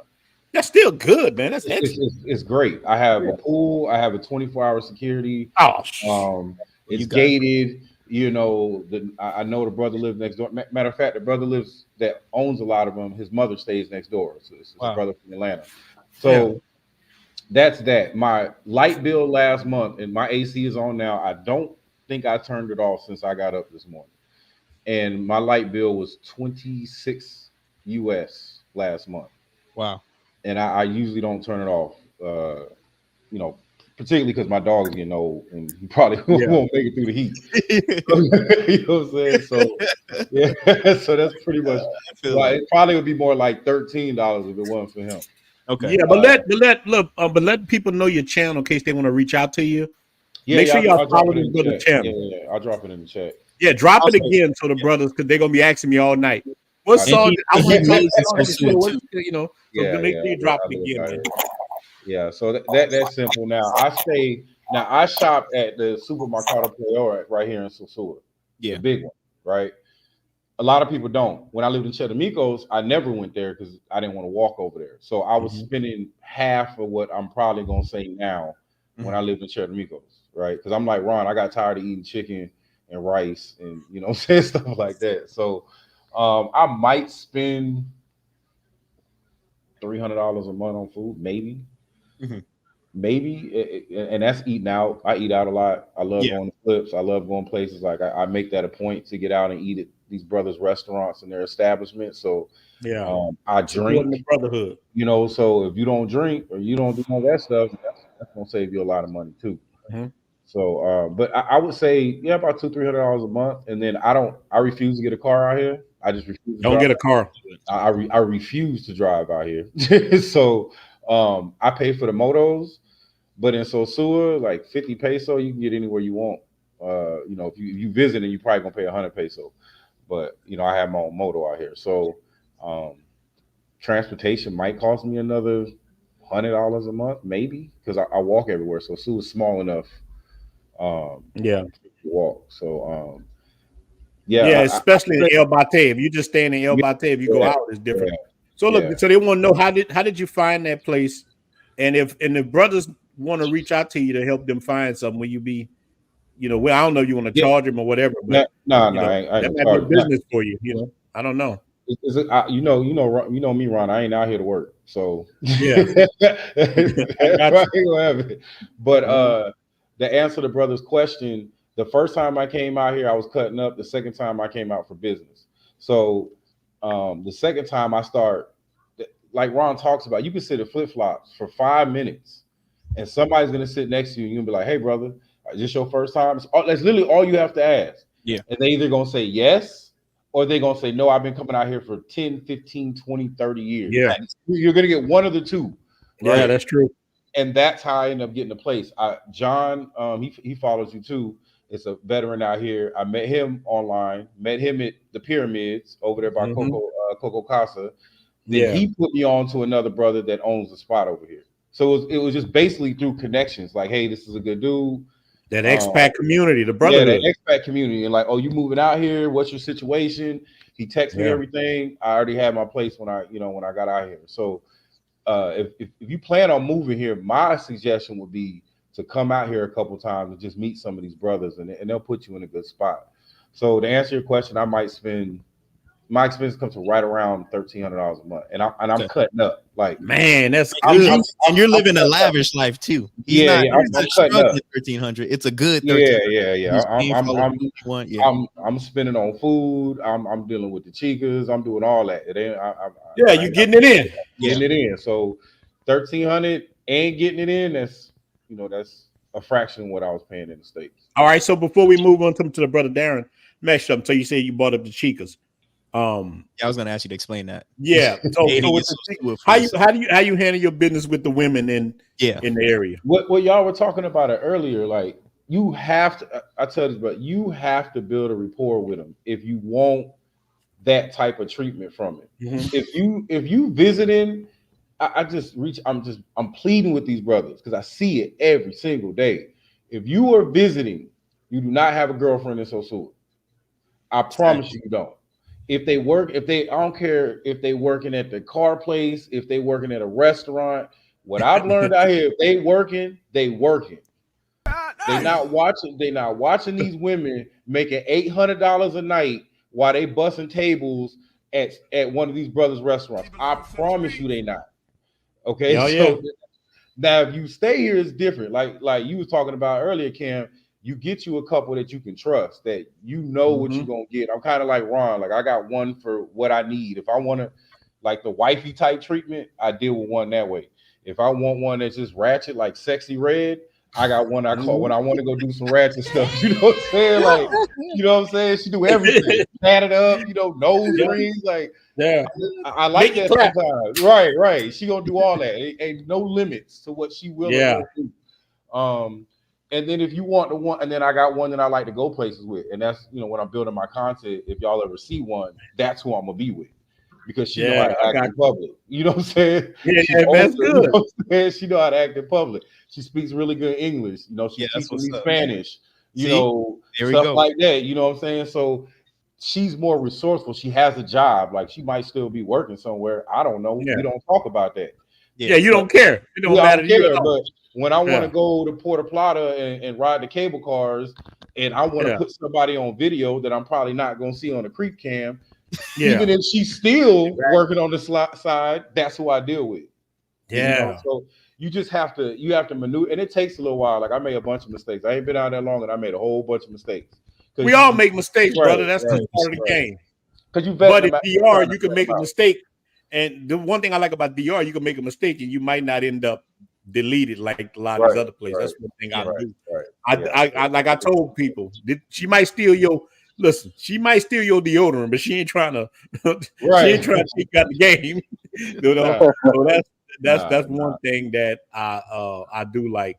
Man, appreciate $10 super sticker, my brother Tev King. You know, I appreciate that. Yeah, man, I definitely appreciate it. Jay said, man, yeah, he got kicked off, man. Look, Jay, we were worrying about you. We didn't want that woman to choke you out there, Jay. I ain't want that woman because you think she don't know English, but Maria doesn't be knowing English, big dog. They know the English. She's watching it right now. Yeah, she be watching, big dog. Look, my old lady like that. Like, look, let me tell you, I never told her I had a YouTube channel. Never saying nothing about it. But she's smart enough. She'd be with me. People like, hey, Rona. You know, she Googled you. And she was like, oh, Ronaldo. Why did people call you Rona? All the time. So, man, this mofo, bro, found out. And the first video she see, I'm grabbing on some biscuits. I'm tongue kissing the girl. I like, oh, you making a YouTube channel? You on there with women? I'm like, hey, I ain't tell you to watch that mofo. You know what I'm saying? What you want to do? Look. I told her, look. Don't get between me and YouTube, because if I got to pick between you and YouTube pay me. So what you want to do? Just like it sounded cutthroat. She had an Indian tear come down. She dried it and she went. And that was it. I'm like, hey, don't make me pick between you and YouTube. You're gonna lose that one. I promise you're gonna lose it. And that was. I'm telling you, after that, I have no more problems with her. She don't say nothing. Anytime I tell her, hey, man, I got to I'm going to do this with YouTube or whatever, like she'll sit at the house. Look, I'm going to Santo Domingo or Punta Cana or whatever for YouTube. She's like, okay. And I go get on the Caribbean tour bus. And she don't say that. She know, like, me, if you push against me, I won't come back. Yeah. I'm going to stay in. Hey, I gotta study income. I can stay in Punta Cana forever if I want. Yeah. I can stay in anywhere I want on the island forever. so I trained her to shut the hell up, you know. So, brother Darren, you got the floor, big dog. Yes, sir. Well, I'm out of Washington D.C. and I came down to Sosua in June for 10 days. And I stayed at Ocean Village. Yeah, I like Ocean Village. Nice. Yeah, it's nice over there. I stayed 10 days, man. Had a ball. Came home for a week, and then came back to Sosua for a month. So I just got back July 24th. I've been home waiting, keening to get back to Sosua. But I think I'm gonna make my way down there in December and stay till maybe like April. Okay. You know, so I met a few girls down there, a few nice girls, and had a good time.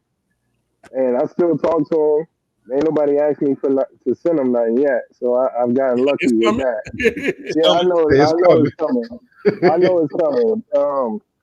But yeah, when I come back, I was thinking about getting an apartment somewhere down there, man, where I can just pay the $300, $400, $500. And then pay the extra utilities and all that instead of just staying at one of the tourist spots and pay. One of the brothers say her fridge gonna be broke soon. Hey, I don't mean to cut you off, brother, but out here, especially in Sosua, they'll allow you to Airbnb it even if you're renting it in a lot of places. Wow. Yeah. So yeah, you can make I have a good connection, man. Well, I put my email in the chat, and that's all this lady does is rent out rentals that you can make income on the side if you Airbnb, and that might be a good thing for you since you're going back and forth. Oh yeah. I had took your information down, Sergeant Sosua, so I was going to reach out to you. I'm not too big on. I mean, I could do the email, but I don't check my email often. So I was going if it's like an easier way to get in touch with you. Yeah. Or I'm in a group. I'm in a blue book. I don't know if he in that or not, but he can. Okay. But Darren can email you and y'all can swap. Yeah, you know, WhatsApp numbers, and there you go, right there. Yep. Okay, yeah, well, I'll do that. Definitely. Okay. Yeah, that's all you got to do, brother. That's all, it ain't nothing to it. The brothers. That's what I keep telling cats, man. The brotherhood is so much so important that look, that's one of the top benefits of Dominican Republic. That brotherhood, man, is damn near unmatched in DR, man. God, dog. Sosua. Sosua. I ain't never seen anything like Sosua. Yeah, brotherhood. I'm talking about, man. Cats link you like you walking in the prison. Hey, brother, let me tell you what you need to do. Yeah. Like, hey, just man, like that. Yeah. The cats called linking you with the game. Yeah. Look, man. first time I ever been to Sosua, man. I'm sitting right at Flip in the back. Dude, he looking at me. I'm like, what are you looking at? You know, I'm like, what dude is he looking? I'm looking. He's like, hey man, it's your first time? I'm like, yeah, man, first time here, man. I got chick at the room and all. He's like, man, let me tell you, let me give you the game. Yep. And he just give me the game. I didn't ask him for it. He gave it to me. He said, do this right here. This cost this. This cost this. This cost, you know. And he just laid everything out. I'm like, whoa. Next night, me and him in Roombas chilling. That mean the same dude. Other dudes like, man, I'm from Denver. I'm from Dallas. I'm from this. I'm from there. And y'all just chilling. Yeah. Chilling. You're chilling. You know. And it was a good thing. So that brotherhood is why a lot of men feel comfortable coming there. We ain't in competition with each other. You know, nobody ain't in competition. All the women around there, what you trying to compete? Nobody beating on their chest for no woman. But in the United States, cats hating on you. Everybody's trying to compete. And they competing for them big Shirleys. Man, you can have them big Shirleys, big dog. I ain't trying to compete with you. For real. Yeah, you can have Shirley off of what's happening now, big dog. You can have her. I'll give it to you. She all yours, big dog. You know? Yeah, that's the crazy thing. Brother Ralph. What's good with y'all, man? How you doing, man? You got the floor, big dog. Yeah, I'm good, man. Listen, you know, it's always good content every time. So, you know, I gotta come in here and show some love all the time and stuff. Sergeant Sosua, I gotta holler at you too about that because I'm trying to be out there too. Like actually I'm going back out. I'll be out there this time next weekend. So what's the date? What date? I'll be out there from the 31st till the 8th. So I'm gonna be out there for like about a week or so out there. But I'm bouncing all around. I'm gonna be like I'm gonna be in Santiago. I'll probably be in Santo, Domingo. I might do a day or so in Sosua too. So I'm gonna be bouncing around while I'm out there. But I'm on the same time you on. I'm like, look, because I just was out there a few months ago, and I was like, you know, that was just my leisure, getting my feet wet, figuring everything out. This time I'm strictly on business because I didn't talk to Ryan. We talked earlier this week, man. I'm like, I'm trying to get on this business stuff and I'm trying to be moving out there. You know what I mean? So it's like, I want to try now I'm like, all right. Cause I realized that when they like come to moving is the big word of the mouth type of thing. So it's like, I want to get out in the streets, you know, talk to some people, check out some properties and stuff like that. So to see where, you know, I'm gonna rest my head. That's why I was gonna be bouncing all around the country, whatever, and stuff like that, whatever. But yeah, that's definitely the move on. When you said that, I said, damn, that's the same thing I'm on. It was all leisure the first time. Now I'm like about my business now and stuff for sure. So yeah, man. And I think I said this the wrong one day. I've met more millionaires in Sosua than I met my entire life. Yeah, that's the truth. That's crazy. White, black, Canadian, Russian, Belgian, somebody that owned this Airbnb. I've met more millionaires in the time I've been here than I've met my entire life. That's a fact. Yeah. And I agree with what he was saying with the brotherhood, man. Listen, I when I went out there last time, I pulled that one with a couple brothers. They flaked on me. I said, look, I'm going by myself. I went out there, man. I met up with so many, and honestly, it was a lot to do with the group. I met up with so many brothers. I was like, yeah, I'll be out there doing this. Oh, yeah, call, hey, hit me up, text me, whatever. Like, that's why I made the group. That's why I made it. Listen, I talked to the boy Cordell. Cordell was like, look, come through my spot. I got you on a couple presentations. And I was like, damn, I don't even know these dudes, but I met so many brothers. I met a brother that was from my city while I was out there. Now me and him be talking all the time. Whatever. Like we get together outside the group now, whatever, and hang out. I'm like, damn. Yeah. That's crazy, man. Like it's crazy. The brotherhood is purpose of it. thing. That's the purpose of it. Because listen, brothers being United States on that lone wolf stuff, mean mugging, we don't really get because you don't know what kind of energy you're gonna get back. But when you're in a foreign country, everybody's speaking a different language. Let me tell you, you see a brother speak English, oh, that means something. That means something. Yeah, man, that mean a lot. Yeah. You right about that. That's exactly how I felt when I went in Paris Lounge, and I'm in there and everybody in there speaking Spanish. I know I can speak a little bit, but that's about it. And I'm like, damn, like. And the one brother saw me and he was like, I was trying to figure out what I was ordering to eat. He said, hey, I speak fluently, and you're like, so whatever you want, let me know. I'll let the waitress know. So I'm like, all right, give me this, give me that. He's like, and he's speaking it to him. I'm like, oh, hey, what's up? We introduced ourselves and, I'm like, you want a drink or something? He's like, yeah, whatever. And we just end up being cool from then on. I didn't even know the brother at all. And it was just, it was just that open. It wasn't about, like you said, none of that mean mug, none of that act. It was just like, look, I can see you, you from another country, you from where I'm from, and you struggling, I got you. Don't even worry about it. I love that, man. Like, you don't find that here. And like, we don't find it in the States. It's the weirdest thing. Like, listen, it's something like when we leave the United States, man, black dudes get open to being brothers with everybody for some reason. But when we in the States, we all like trying to protect. We like, well, man, what you want? What you want? But when we leave the States, I don't care where you at, man. You be in Africa, wherever you go. You see an American, you see a black American man, like we automatically, that's my brother. We like head nod. Like we do sometimes, we like, I got you. Dude, I done been in the airport, see a brother. Oh, damn, everything all good now. I see a brother, and that's what the brotherhood is. So, bro, when you go to them, any country you go to, you see a man speak English, brother like you. Yeah. It's real. That means Ronin, like you just said, I was in Peru. 2 a.m. I seen a brother with dreads, and I looked. We went like this. Yeah, and we stopped. Hey yo, he's like, yo, we was cousins. Yo, what's going on, dude? Yeah, we man. Did a hand on. He was like, okay, we from the same place. So that does happen. And it means something, man. Look, there's protection in that. There's a lot in that. Let me tell you, but it can go other ways. Listen, I'm in the club in Santo Domingo one night, and I'm thinking they like Black Americans, they look just like us. I walk up to these dudes, man. I see them from far away, and I'm feeling uneasy for some reason in this club. I follow my first mind. When I don't feel right, I know I got to get the hell. But I see these dudes walking. I'm like, dang, now we in the building. We in the building. We in here. I walk up to these dudes. I'm like, hey, man, what's up, man? I'm from such a like, kid. Yeah. What the hell? I'm like, oh, man. But they look like I thought they were Black Americans. They in there like this. Look. All these cats coming, they got the J's on. I'm thinking what these cats were cats out the barrio. That's how kin we are to each other. Yeah. But America like a prison game. You black, white, this, you Mexican over here, this one over. And it's real life not really like that. Like, what I'm saying? It's deeper than that. So I'm telling you, but look, so Brother Rod, let me ask you, why you think men are flocking to the DR? Oh, that's simple. It's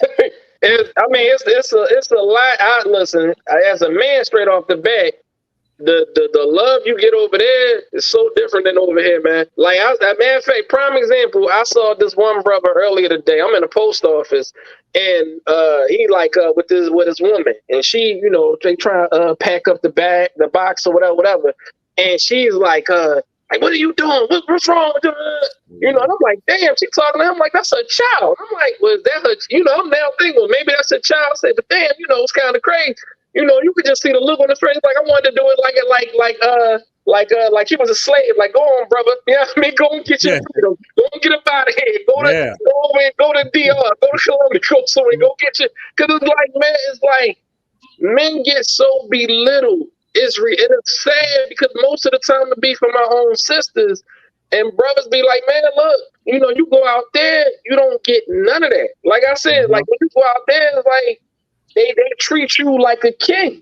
They don't treat you like you beneath them. They treat you above, and and they gonna do whatever they can to make. They don't gotta know you from a can of paint, but they gonna treat you like as if y'all been together for over a decade or whatever the case may be. And that's the love you get that unfortunately a lot of brothers don't get here, man. Like, I don't understand. After I've been there, man, I don't even deal with women here no more. Like, I've been like, bro, I've been like 3 months celibacy. Like, I'm gonna be honest, I didn't want to deal with it. I was like, look, I'm not like any.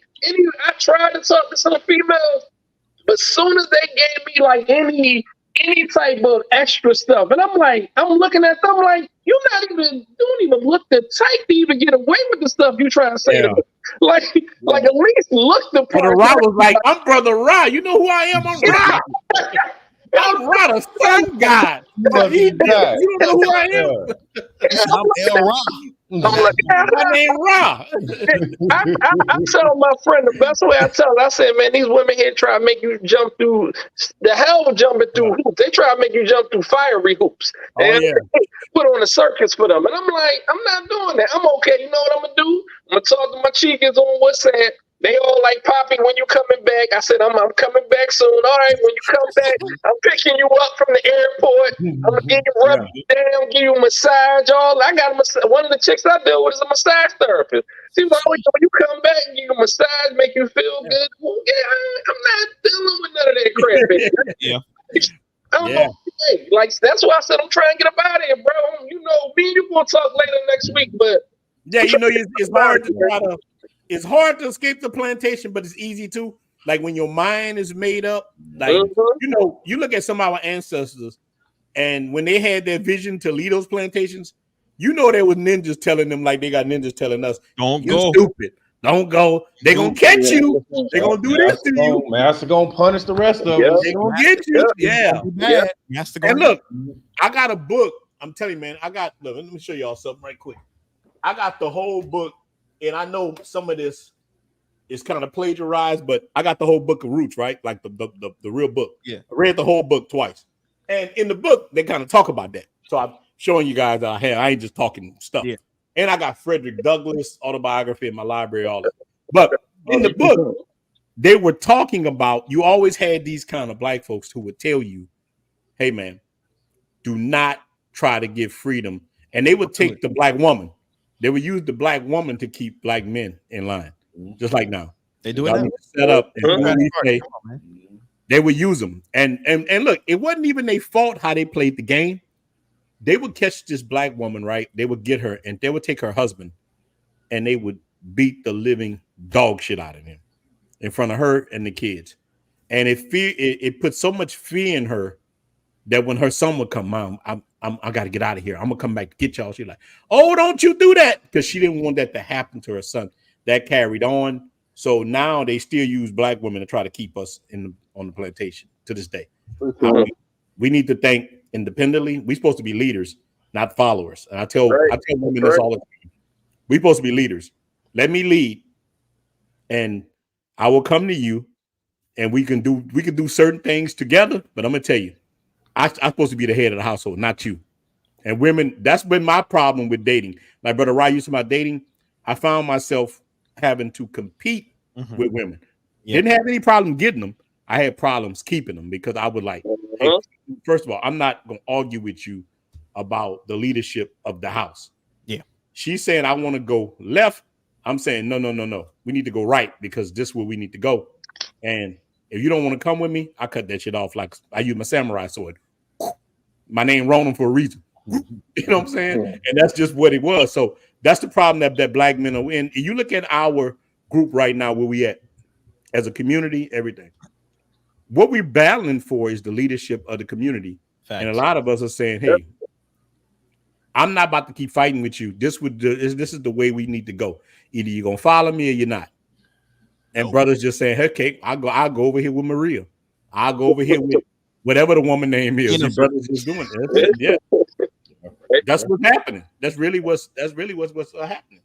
And ain't like black men. Look, there's a thing where they try to feel like we hate black women. Black men love black women. What the hell are they talking about? And I think that's why a lot of them go to DR. Yeah, I mean, like, I don't care what Dominicans call themselves. A lot of the mofos are just like, they look like American standards. You black, I'm black, but you call yourself with. I don't go nowhere and tell people what to call themselves. You want to call yourself Indio and all that. That's all good. But yeah, when you come over here on your license, it's gonna say Yeah, go ahead. You call yourself whatever you want. And for They me, figured real that out quick, the hard way when they come here. yeah, and all I say is that's why honestly, and that's my next move future wise, I'm doing like 6 months all around Africa. Like, cause honestly, I prefer to be with a sister. It's just the sister's here. You know, I'd rather be somewhere. Not saying like it's a guarantee you go somewhere else, but from brothers I know that have traveled, like particularly like Africa and other places, they like, man, them sisters, they don't operate nothing like these women over here, man. They look at them like these women is crazy. They got y'all and they don't want y'all. Like, oh, I'll take them. Like, yeah, because you're gonna have an advantage. You will have it. Look, my daughter, my oldest daughter is engaged to a Nigerian man, right? Cool guy, very educated. Talk to him all the time. He told me that if you are an American black man, you already got an advantage. So now he kept it 100, at least in West Africa. He said white man gonna be number one. Yeah, always. He number one. Like African women love white men, a lot of them. He like that's just because white men like they helped Africa a lot, whatever. But you as an American, you're going to be number two. All the women going to want you just because who you are. Because all around the world, men need to get this in their head. You're a walking dollar sign. You're an American. That's what you are. So either you can take that negatively or you can take it positive. Say, hey, I'm going to utilize. Me, I utilize. I don't care. I utilize what I got. Like, look, Sergeant Sosua is 6'9", so he got utilized. You utilize what you got. If you got hazel eyes, utilize it. If you're tall, you're short, whatever you got, you utilize what you got. So if I'm in a foreign country, I'm an American, I'm gonna utilize my American privilege. But real quick, Ron, well, at least where I'm at around here, it don't matter if you're an American black man. All of you are 6'9". Yeah, put out like you're gonna walk around here like you LeBron James. Yeah. I don't care how tall you are, if you big, if you slender, if you the big swole dudes that stay in the gym, the pretty Rickies, the brother that ain't, but got a little bit of money and got a little bit of swag, get just as many chicas as you get, bro. I promise. Yeah, exactly. You ain't in no competition. It's no competition, but they just look at us different. Like it's like they look at us as a whole. Like if you're here and you're healthy and you could afford to be here. Exactly, Cam. Like you could afford to be here. And the fact that you left your country and came here even, shoots it up in their minds, because the first thing I learned how to say in Spanish when I moved here is I live here. I live here. That one, the first thing, because it changes the whole experience. Everything. When you say you live here. And that's why I warn brothers, if you visiting, don't come out here acting like you live here, because if you don't tell them you live here, they're going to treat you like you a visitor. I don't care who you think you are. Exactly. But when you tell them you live here, to them, one, it's a sign of respect. It's in my experience. They instantly look at you like they respect you. And I always say you have a beautiful country. They say, yes, I do have a beautiful country. Yeah. Dominicans very proud. Yeah, they're proud of that, man. They're proud, boy. They're proud of that, man. So when you tell them that, they say, man, you really moved over here? They ask about your family. You tell them, okay. Like I tell them, my kids are grown. So I can be wherever I want. Then the experience instantly for me, I don't care where I'm at. I don't care what restaurant I'm at. I don't care who I'm talking to. It could be a moto. It could be a dude trying to sell me something on the street. As soon as I tell them I live here, I just get like this respect from them. Yeah. And even the people that's begging that don't recognize me too much around here, once I say, hey, I live here, they even stop messing with me. You know what I'm saying? So you definitely like the environment here is just different, man. Like I can't compare it to nothing else I've ever done or ever been. So to you is one of the best places you've been at. It is the best place I've been in my life. Yeah. Like to live, to be here every day, to wake up here every day. I can't think of a better place when it comes to the weather and the environment, the people, the music. It's nice to listen to music, even if I don't understand all of it, and it's not a whole bunch of F this, kill your mama, I'm doing drugs. Like it's nice to hear. They say that in some of the songs. They do. They do. Yeah. But at the same time, you'll see they listen to Bashada. You'll see grandma out there dancing with a 3-year-old. Yeah. I can't play the music that my kids listen to or what I listen to around my grandmother. Of course. You see what I'm saying? Like we just don't have that type of environment in the States. So that's what I love about it, man. Like these people, and it also feel good to help people. Like we're around, man. We change lives while you're there. That's what people don't really realize. Yeah, man, you change a lot of lives while you're there. Mm-hmm. You know, just being there. You know. Yeah. And another thing, guys, as well, it's again, I have an older cousin. He's 45. He's been married. He's been divorced. And he's like, Cam, man, this and that. And he know me. He watches my channel. He says, man, I'm like, bro, I'm having a good time. The first place I took him was Cartagena. Hey, you going anywhere? I'm like, hey, I'm going here in 3 weeks. Now he followed me. Take the Santo Domingo. Yeah, he's Haitian, so he likes Santo Domingo a lot more because it's closer to Haiti. Got family over there. We have more relatives here in Santo Domingo. But you can just see this confidence. And this dude makes a lot of money. He makes $200K here in the U.S. Just so many times here in the U.S., we live in Miami. It's that got to spend $400 or $500 on a dinner. They don't respect you. They ain't calling. They ain't text you back the next morning. Oh, you don't have this? You're not gonna give me an Uber Black? Go over there. He said he did a bare minimum and got so much. It just dude is just now he's a DR every 2 weeks. He gone. He's like, hey, Miami, y'all fly there quick. He flies there quick. Right there. It shows you the little. It go a little things like that go a long way. The girl would just clean his apartment, clean the shower, and he just like he couldn't get his wife to do this. No, you understand, women in the States, not all. I gotta say, not all women are like that. I got, because I have friends always tell me, man, my wife does that. I'm like, man, lucky you, but the most don't do stuff like that. And Unlimited Cam, Santo Domingo hit different. It slapped different. Women wise, man, Santo Domingo slap. Oh man. I tell men that if you make a Tinder page in Santo Domingo, hold on. Yes. You better put your wrestling shoes on and them wrestling knee pads and those spandex drawers. You better get ready. Meet me with your black drawers on. Let me tell you. You're gonna fight some people. You're gonna be the ultimate warrior. Hulk Hogan, 1987. You're going off the top ropes. You got to be ready for Santo Domingo with a Tinder. You know what I'm saying? It cuts up because all of them gonna come see you. So you got to be ready. Dudes gonna be ready. I got men call me all the time. Hey man, where I can get Viagra from? Ninja, it's 4:30 in the morning. Why you calling me? Why you calling me at 4:30 in the morning? Like you a pharmacy. Yeah, why you calling me? There's 24-hour pharmacies they call it. Yeah, I'm like, why you calling me? Man, help me, please. Help me. I'm like, man, you know what I'm saying? So guess not ready. They're not ready. Yeah. No, you're gonna meet good people, man. Like really, I met a young lady. Her mom was like, anytime you come, you can stay here. Cook for me breakfast. The lady could have just got off work 8:30. She see me in the living room. You hungry? I always say no. She's like, I know you damn hungry. She go in the kitchen. She start cooking it up for me. 10:30. This is the girl mom.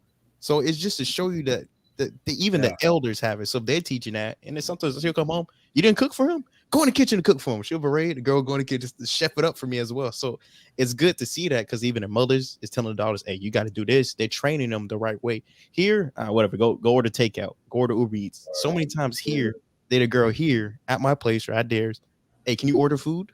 I don't get stuff in the fridge for you to do nothing with. Yeah. Yep. I do the cooking. If I ain't doing the cooking, we got to order out. Like, yeah, I ain't got time for that, man. Yeah. That's good. But hey, so what you were saying, Darren? You had something to say? My bad, Darren.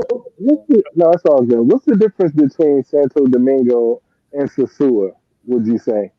Well, Santo Domingo got millions of people. Like Sosua is a small area. Is a part of actually Puerto Plata. Yeah.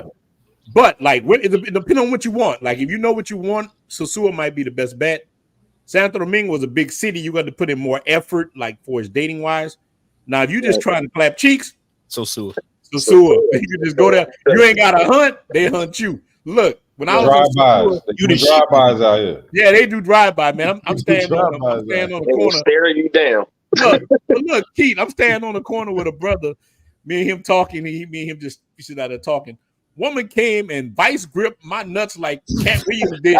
Look, when I tell you she vice gripped my nuts like Cat Williams did Terry Crews and Friday, I'm like, oh shit, like that's Sosua. Yes. Like that ain't gonna happen to you in like Santo Domingo. Santo Domingo, you got to put in more work. Sosua, a woman will pursue you. The rabbit got the gun. That's what I like. I get cat called like a whole female out here. Like I got a big fat behind on me. Like it's like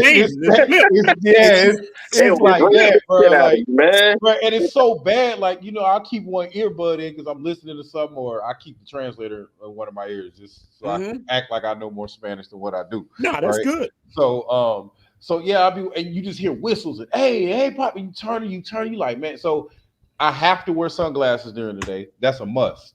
That is a must in Sosua, because if you make eye contact, don't make eye contact. It's a wrap, bro. I don't care where you at, man. I don't care what transaction you making. I don't care what you think you're doing. If you make eye contact in Sosua, it's a wrap. So I just keep my shades on. I act like some days you got to do, especially living here. If you gonna move out here, bro, I'm gonna show you. Some days you got to walk like a soldier almost, because.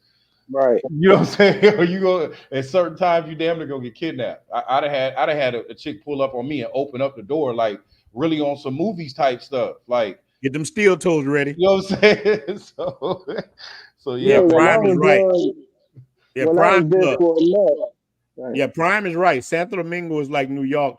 Sosua is like Atlanta City. That's actually a good. Prime. That's real. Yeah, I agree with that. Yeah. Yeah, I love Santo Domingo. I love both of them places. I call it Dominican Vice. If you could do both of them places, that's what I call it. Look, I swear to you, man, when I'm on the Caribbean tour bus, I listen to the Miami Vice soundtrack. Going back, I'm sitting there cracking clubs.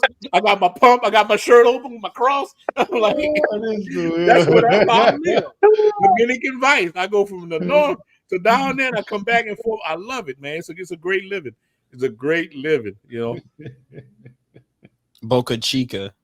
It's cool. No, wait. I don't know. I don't know who this is. Every time.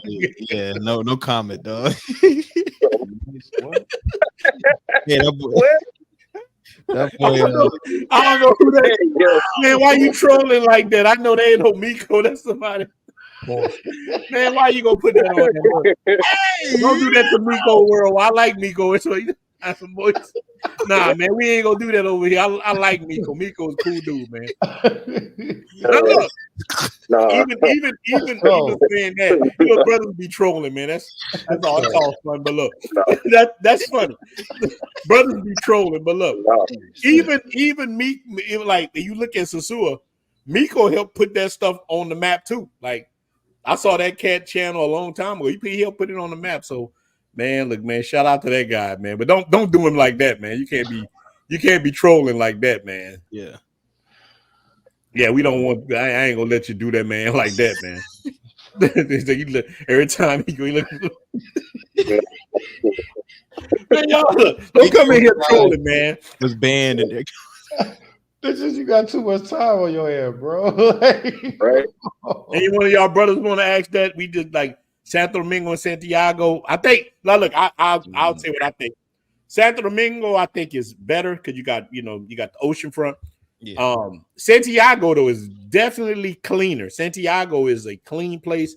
Less people, more like you in Europe. And the women in Santiago are definitely lighter, man. Good Lord. This is my first time going there. So I'm gonna find out. Santiago. Oh yeah. This is my first time going to Santiago, so that's why I wanted to go. Everybody told me some gems over there. Yeah, one person I know was over there.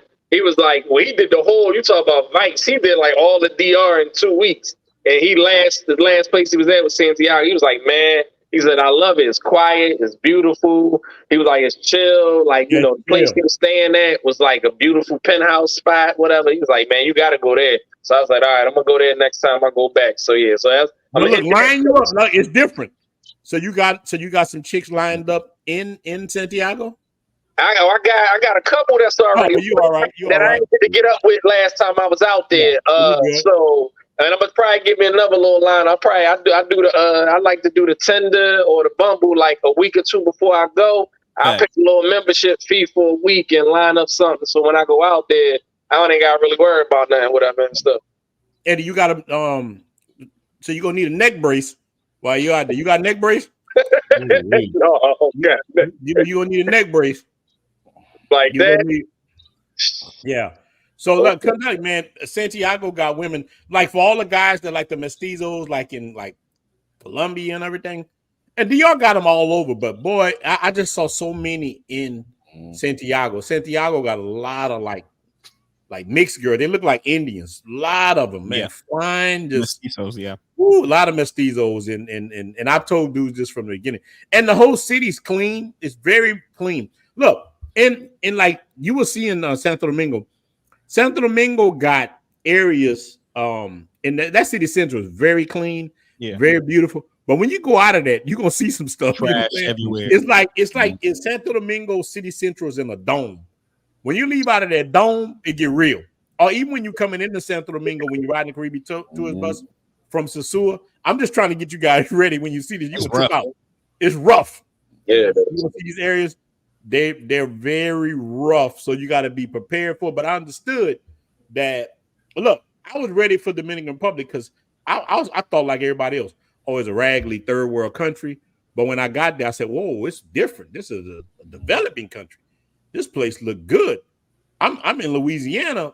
It got some spots in Dominican Republic. Look, Louisiana was like crack house. You know what I'm saying? And Key, you know, Louisiana. I'm like, we ain't even getting our roads done. We ain't in a developing country. Shreveport, you know what Shreveport look like? Yeah, hell yeah. Jackson, Mississippi. We got a few cities in the states that look like third world countries. To be honest, so Felix, all y'all, man, I'm telling you, man, Santiago. Look, dudes get mad with me, but I done had dudes email me real talk and say, "Man, Rona, stop talking about Santiago and La Vega, please." Man, look. He like, I don't want ninjas to mess it up. I'm like, man, stop feeling like that about black men. All black men ain't trying to mess up nothing, but we do have some that do. But look, the dudes that I'm gonna tell you, the dudes that mess up shit, they ain't going to Santiago because Santiago is a different kind of feel. It ain't Santiago, like you got to put in a little bit more work than even Santo Domingo, but boy, you get more rewards. You get rewards, and man, let me tell you. And your Spanish need to be good or something. Yeah, you need to be on that Duolingo more than 10 minutes, big dog. Make sure you on that Duolingo. Look, at least do 30 minutes a day, big dog. Look, one of my boys said, "Yeah, I'm doing Duolingo 2 minutes a day." I'm like, hey, man, I'm 2 minutes a day, big dog. 2 minutes a day ain't hitting on that. I know you're doing 2 minutes. You need more than 2 minutes, big dog. I try to tell him. Yeah, that Levec, man, them areas, big dog, man. You're right. These are the places, man. Like, man. But look, I ain't gonna give away everything where the dudes need to go. But I will be in Santiago for a month, right? And I'm gonna show a couple of things. I'm gonna be in La Vega maybe like 2 weeks, and I'll show a few things. Yeah, I like La Vega. Man, I keep telling you, on La Vega, boy. And it's cheap out there too. It's a La Vega that got me wrapped up right now. Oh yeah, a little chick. Look, snatch my soul right out my chest. It's soul snatches in La Vega, man. Look, snatch right out. I was out here like a G too. Like, man, come on, man. I'm 6. Like Ron said, I'm 6'9", man. Yeah. Look, Keith is tall. When I saw Keith, look, I'm 6 foot. I saw Keith like, damn, bro, what's up, big dog? What's up, big dog? Like, so, man, that's crazy, man. Like, so right out my chest, bro. Yeah, man. Like, I'm telling you. Bruce, look. So Avery saying he got him a chick. Look, most of the men that I know, a lot of dudes are married to women from Santiago. I mean, Santiago has a big pool, and it's crazy because on YouTube, a lot of dudes don't really talk about Santiago because it's not around water. A lot of men don't talk about Santiago, man, but Santiago is like, it's the promised land. Yeah, I'm telling you, it really is. Got a lot of this, man. There's a lot of chicks in Santiago, a lot.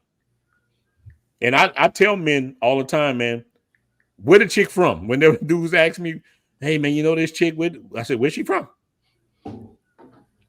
And cats getting married. Like, look, black men are so deprived in the United States. They come into DR and get married in 2 weeks. I'm like, man, 2 days. I mean, what the hell you doing? You know, they get married. And like, look, and you look on YouTube now, there's a lot of channels popping up with black men married to Dominicans. Dominican I don't know if wives. y'all saw they with the Dominican wives. I see a whole Married in like those that. videos. Yeah, one brother I follow now do that. Him and his wife, he been with her. He said he been dealing with her since he first came to Sosua like 15, 20 years ago. He's in there, and that's his wife and everything. Now they do YouTube together. I said, damn. I said, she locked you down. Yeah, they lock them down, but boy, they got so many, and you're gonna see more and more coming, more and more like dudes coming. Yeah, They marrying them, and the reason why you're seeing so many YouTube channels about DR now because dudes are doing the same thing. They saying, "Damn, I don't want to live in the United States no more." It's the best way to make money on YouTube. Yeah, it's the fastest way. Look, and I'm telling you, man, you make videos with you could just mention Sosua, you're gonna make money. If you walk around with a camera, especially you show some booty cheeks. If you get that DJI or you got that little pocket 2 camera and walk around, boy, I know cats make a lot of money doing that. That's what they do, and that's how they able to do it. A lot of cats from Haiti. I got some homies from Haiti, and they do that, and that's how they able to. Jamaican guys living in Sosua, and they was living poor. They saved all their money up, and they were doing it in Jamaica, made some money off YouTube, came to Sosua. They got like 20, 30,000 subscribers now, and they cover and they hold it. That's how they paying it, man. Yeah, that's how they do it. They just walk around because you got to look at the audience. A lot of the dudes are in the United States, and I'm telling you, man, a lot of dudes do not. They're not really traveling right now. They're going through divorce. They can't travel because of the situation with child support. That's their lifeline. Yeah. If you watch cats, you see these fine chicks walk around Sosua, chicks in the Baileys. They be like, "Hey, I need this." Yeah, that's what cats put that on Instagram. That was me last year. That was me last summer. I'm watching Prime videos. I'm watching them. I'm like, damn, I gotta get out there, man. Look at them. Gotta get out there. So cats, that's how cats actually do it. So so you can make a lot of money with that. So one dude I know, he started a channel. I'm talking about recently. His channel ain't nothing but probably 4 months old. He put out like 20 videos just walking around Sosua. It's already monetized, and he's getting like 200,000 views like that. Yeah. You got a troll in the chat. It's always a troll. That's probably a woman. Look, when you got a person like this, let me ban him off the thing. You could just ban a cat like that. Look, anytime you see stuff like that, sometimes it's women, like sometimes you have dudes on the DL because who else would get mad about men talking about going somewhere? Look, this that same plantation mind I'm telling you about. We on here, you got 234 people watching. We're on here talking about men being free. Why would any man be mad about you talking about another man being free? Who would do that? What kind of man? Think about that. If I'm listening to men talking about freedom and dating and doing whatever they want to do, the only man that will hate on that is usually not a man. It's a woman that'll hate on that. Think about that. Now, a woman to get mad with us right now talking about why are you telling men to come travel for women? Ha ha. That's good that somebody murked them in Medellin. Ha ha. Yeah. A real man go feel like that. They be like, whenever I hear a man say that, I'm like, damn, are you really a man? I don't want to see nothing happen until I don't even want to see nothing happen. Look, I hate feminism, but I don't want nothing to happen to a feminist. Right. But I know how things can mess with your mind. I told this before, dude. I was riding on the street in New Orleans one day, man. I'm telling you, this is real talk. A woman car had broke down, black chick, and I rode right past her. Wow. And I didn't feel no sympathy to stop to help her because of all the stuff that happened. And I seen a little black boy in the window, and I pull over like that, and I helped change her tire because I saw him. I stopped and I changed her tire. I didn't want to, but I saw the little boy, and I pet him on his head and everything. But that's why this stuff exists, because they got people who hate on us so much till you don't even feel sympathy when you see a woman car broke down. Yeah. And we wouldn't like that. We would break our neck to help people, but we weren't rewarded for it. We were still kicked in the butt no matter what we did. Like a man will grab his shield and protect his family, everything, and do everything, and he's not rewarded for it. You're supposed to do that. That's how they feel. Well, what about her? She ain't supposed to do nothing. You're supposed to do it. See what I'm saying? That's the problem. Yeah. Oh, that's exactly it. Because sometimes you will get a, like, even me, because I'm in, like, I don't just go to DR. I travel everywhere, so I see all types of things. And when I come back here, like, sometimes I'm jaded, and like someone would try to talk, especially females here. They try to talk to me, and I'm just like, cool. I'm over here. I'm ghosting them. I'm not talking back. I'm like, because I seen the treatment. Why would I want to get that? If you're not gonna match that treatment, I don't want it from you. It kind of, now you listen. I go to work. I know a lot of guys like this. I've took travel. Hey, let's go, man. I've gotten one of my cousins, man. He was like a deadbeat. He wasn't doing nothing with his life. I said, hey, I took money out of my pocket. I said, come with me. We went to Medellin like 2 years ago. Man, this dude joined the Army. He out here working. Every chance he get, he's hopping on a plane back. It's sometimes you just gotta, again, you gotta take them off the plantation so they can see these things. Yeah, they need to see it. You just gotta take them out one time. Hey, go see freedom. And they're gonna start going on your own. He got his whole life together now.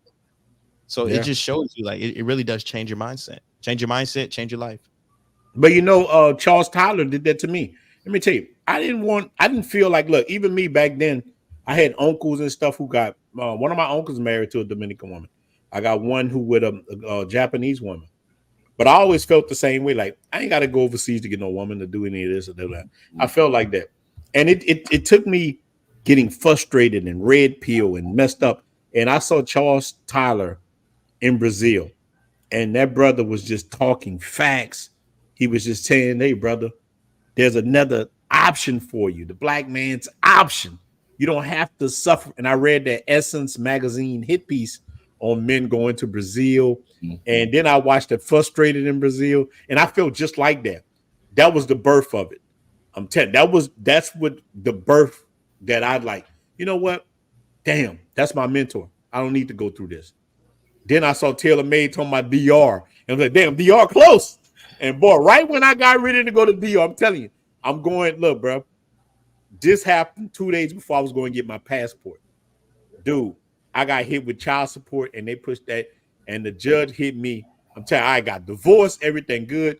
I'm thinking me and her square. I'm saying, hey, I'm going to give you this much money. You want to leave? Okay, I'm going to give you this amount of money. Man, the child support people hit me, put me in arrears, thousands of dollars. I couldn't get my passport, and I had to sit for years. It took me years. So you hear me say I went to the werewolf. That's why I was captive. I was like a dog chained to a freaking tree, running around a tree for years. So when I got loose, hell yeah, I was hollering at the moon. Hell yeah, I was doing it. I got free. I broke loose, and that's what happened. You know what I'm saying? So I tell brothers, man, be careful the women you deal with. This is such an important thing men need to know. A woman will ruin your life. Meeting the wrong woman, any young dude, I'm telling you, we old ninjas, we don't been through it, but we try to save you from going through this stuff. Like Unlimited Cam, he young. I don't know how old Darren is, but I don't even know how old Pariah is. But I'm an old ninja. I'm telling you guys, man, don't get caught up with these women, and your life will be messed up. And for you dudes that's older, watch how you deal with the new women. See them all like I always quote this, man. I look at women like I see snakes. I don't know if it's poisonous or not, but I'm gonna treat them all like they're poisonous till I understand what you are. There's constrictors and there's vipers. I treat all women like they're vipers. That's just what it is. Love them to death. Women, do you hate women? No, I love women. Sometimes 2 at a time. I love them. But I'm telling you, but dudes just need to be careful. We need to watch what we do, watch how we move. We go into all these countries. We're traveling about.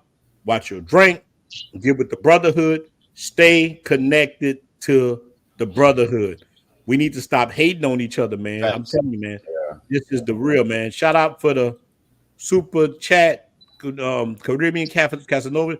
Man, salute to you, brother. I appreciate you guys, man. I want the young brothers to stay safe, man. I don't want nobody to get caught. I don't want nobody to go through what I went through. That stuff could have broke. That stuff, it did break. I ain't say could have broke me. It broke me, man. I was broke. It broke me, man. I was broke. I was a broken individual, man. And you know what hurt people do? They hurt people. Hurt people. Yeah. Well, I don't want y'all guys to go through that. Nobody. Maybe one day I'll do a video, you guys, on like the cost breakdown on, because I do all the research, because I'm probably gonna in the next year I'm probably gonna have a child. So how much a private school costs, how much groceries. You gotta, guys, you're not gonna come here and give $60-$80 a month if you're gonna have kids. It's kind of gonna be like you're in the States, but it's gonna be better. So it's not gonna cost you the $1,000, $1,200, $1,500 a month for child support, but you'll probably spending about maybe $400 a month, $450 a month, something around that, depending on where she's staying.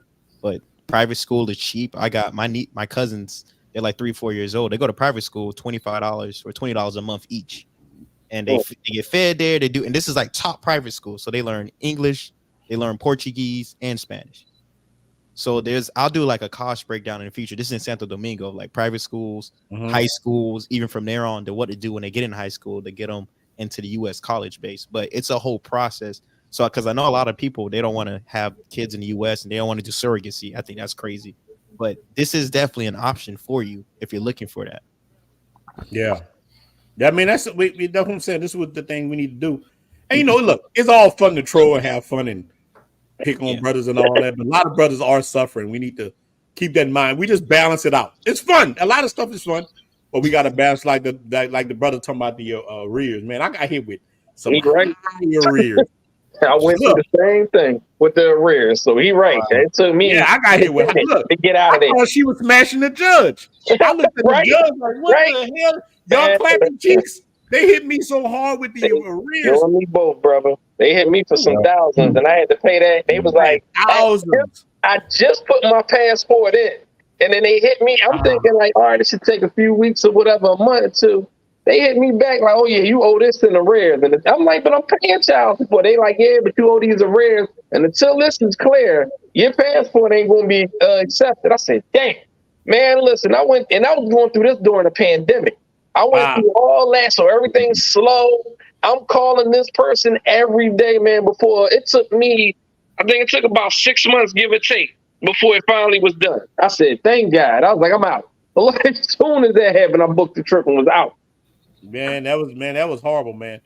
Shout out to EJ. He said, I'm 27, glad I don't have any kids, and I live in Sosua. Keep it that way, brother. Keep it that way. Stay like that, bro. You young. Keep it that way.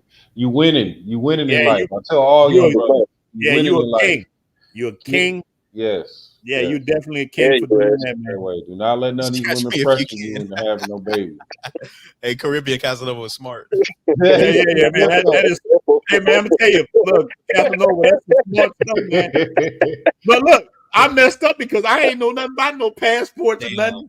Next thing you know, I got kids and man, I messed up. I did it wrong. But look, there was no YouTube, so that's why we doing a service right now, trying to help these young brothers where they don't get in that. So Casanova, man, you are definitely right because, man, dudes are getting. I'm telling you, man, dudes are getting swept with this child support. The child support game is it's a racket. It's a racket. Mm-hmm. Yeah, I mean, I think I told you this before. Ron. I'm paying child support for a child that I adopted. Yeah, like she didn't even have no. Yeah, she didn't even have no kids. I had 3 at the time. 4 at the time, and she couldn't. She didn't think she could have kids. So we get married. She want to adopt this little girl. I'm like, fine, because I can't give you no more children.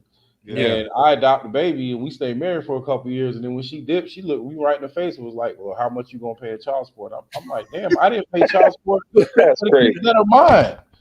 You know what I'm saying? I didn't have to. Like, I took care of my kids. So, you know what I'm saying? But then you hit me for more than what I ever paid for my children monthly. My children. Yeah, and the judge okayed it. You know what I'm saying? So I was going back and forth. They don't care about us, brother. Judges see us as enemies. No, they don't. They don't. Care. And you know, my whole thing was, damn, if the little girl, she know her parents, her birth parents. So now she's remarried. My ex had 2 more kids, so now she got 2 men taking care of her. You know, and she ain't nobody's, biological child. So I mean, that's just the system, and that's why I tell young brothers, like, if I give you any advice, leave these women in the States alone and already have a child. That's number one. Yeah. If you do not have a child, if these women can look at y'all and say, because you ain't over 6 foot, then you can look at her and say, because you got a child, I don't want to deal with you. It's the same thing. So don't feel guilty about that. Don't feel like you got to go save all the black children or little white children without a father. That is not your job, brother. That is a sign of her bad mistake. No, And but hold she, on, wait. You saying you know something what I'm so saying? real right now. Why do you think, and all y'all, any brothers can answer this, why do you think black men feel like the weight of the world is on us and we want to save? Like when that happened, we just something about us, man, that I don't know because we raised, we try to save everybody. Even like think about it. We always trying to help somebody. Whether it's immigrants coming in the black community, we open arm. We always trying to save everybody but ourselves. Why is that? I think it's how some people grow up, and because I see it all the time.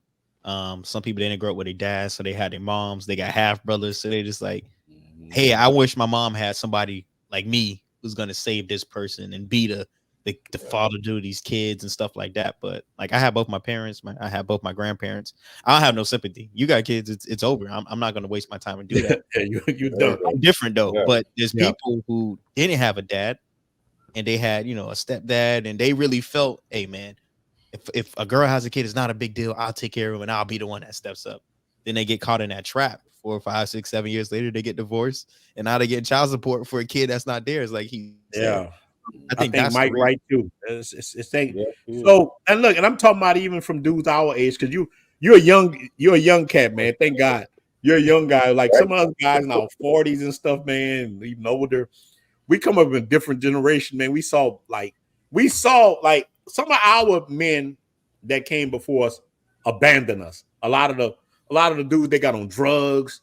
They were just. I have so many family members, man. We grew up in the crack era. These dudes on drugs. They trying to get high, and they escaping the things going on with them. And the government came in and did different things. So a lot of men felt like we had to take care of our mom. We had to take care of everything. So even once we grew up, a lot of dudes do turn like the brother said, Captain Save them. A lot of us come on, like a lot of us grew up, so we know what our mom went through with us. A dude to go in and try to save a woman with a bunch of kids. We'll go in and say, hey, I want to raise the kids. I want to do this. I want to do this stuff, man. And you can get caught in a lot of situations like wasting your life where you just could have been free. I told a brother this today. He was like, yeah, I met this woman. She got kids. You're young. You don't got no kids. That's not your problem. No. Walk away. Walk away, bro. Hey, brother. Walk away. Yeah. Walk away. Yeah. You know? Listen, I can contest to that. That's what I did dealing with my when I was with my ex-wife. Like I knew her for years, whatever.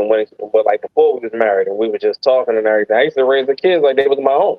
And she had them kids was, they had some stuff going on with them. They needed to go to therapy and all other type of stuff because they 501 really there.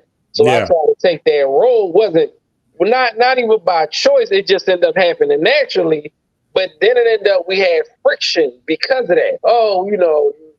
I'm taking on this role and I ain't really asked to take on. But then at that same token, you treating me like I'm the bad guy. Well, you're not my father, all of a sudden. I'm like, well, he ain't really there. And then when your father tried to come back in your life, then he had a problem with me. I said, dude, I ain't got nothing to do with it. That's your kid.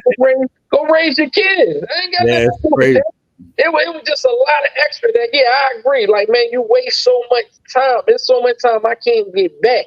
And all I was trying to do, and I think all I was trying to do, I looked at it like, because I grew up with my father. My father raised me. I grew up with my mother and my father raised me. So I grew up around all. I got uncles. I got older cousins. So I grew up around a lot of males. So for me, I'm like, well, this is just natural, Everybody got my back, whatever. So I'm going to do the same thing in another situation and stuff. But then I realized you can't do that for everybody, man. It's unfortunate. It's like certain situations, you gotta let that just be. You can't have nothing to do with that, whatever. And that was something I had to learn the hard way. Because Lord knows, I wish I could take that back. I get back so many years of my life that I can't get back. It's going there, bro. You can't get back. Let me tell you, that's the Jordan talking about it. And let me tell y'all dudes, man, young dudes, especially, listen. There's no really rewards for being a stepdad. You can try. I done tried that. It don't work. Look, I remember I was dating a chick. She had a son. He had a water head. God forgive me. That boy had the biggest head. One night he went missing. And that sucker.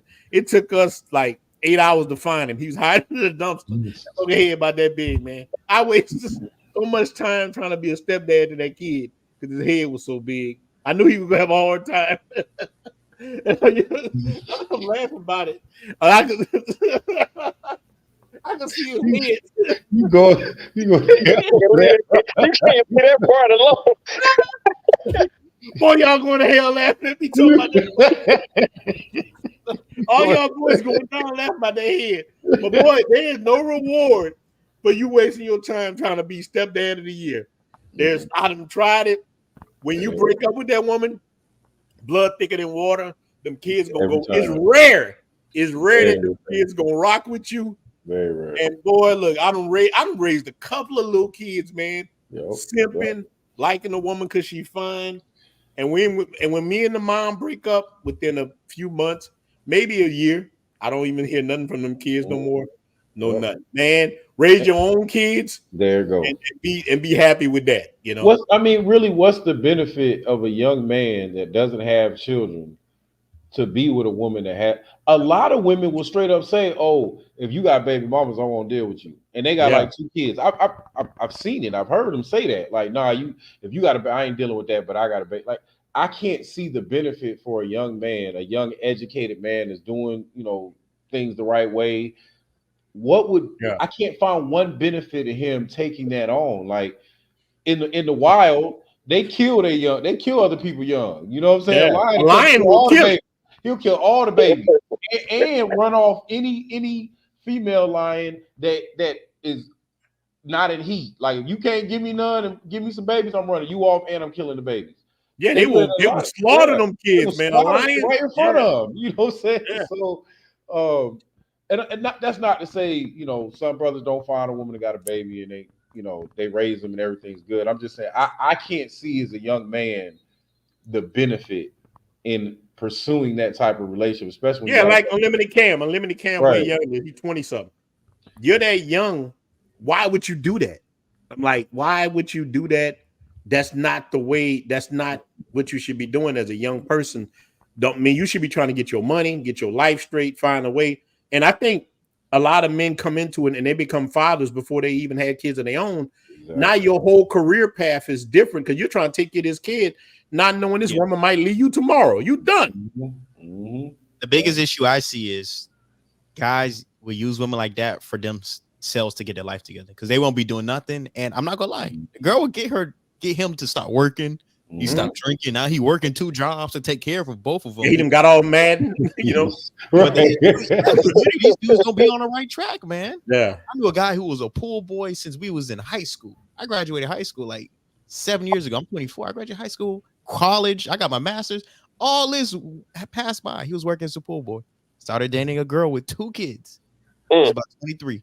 She made him go to the police academy. He became a police officer. He married her. 3 years later, divorced. But it took her to get him to actually get his life together for herself and her kids. But it sucks that someone has to do that for you.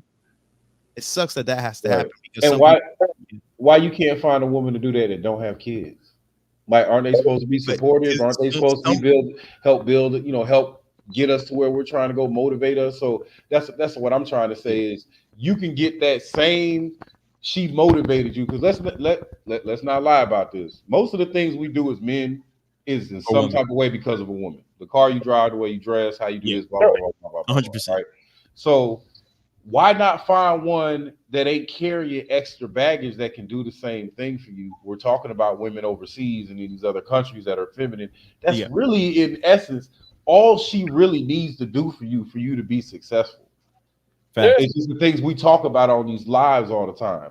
They're submissive. They get up and clean up. Like, that might sound cavemanish or whatever, but does a man really need much else? No.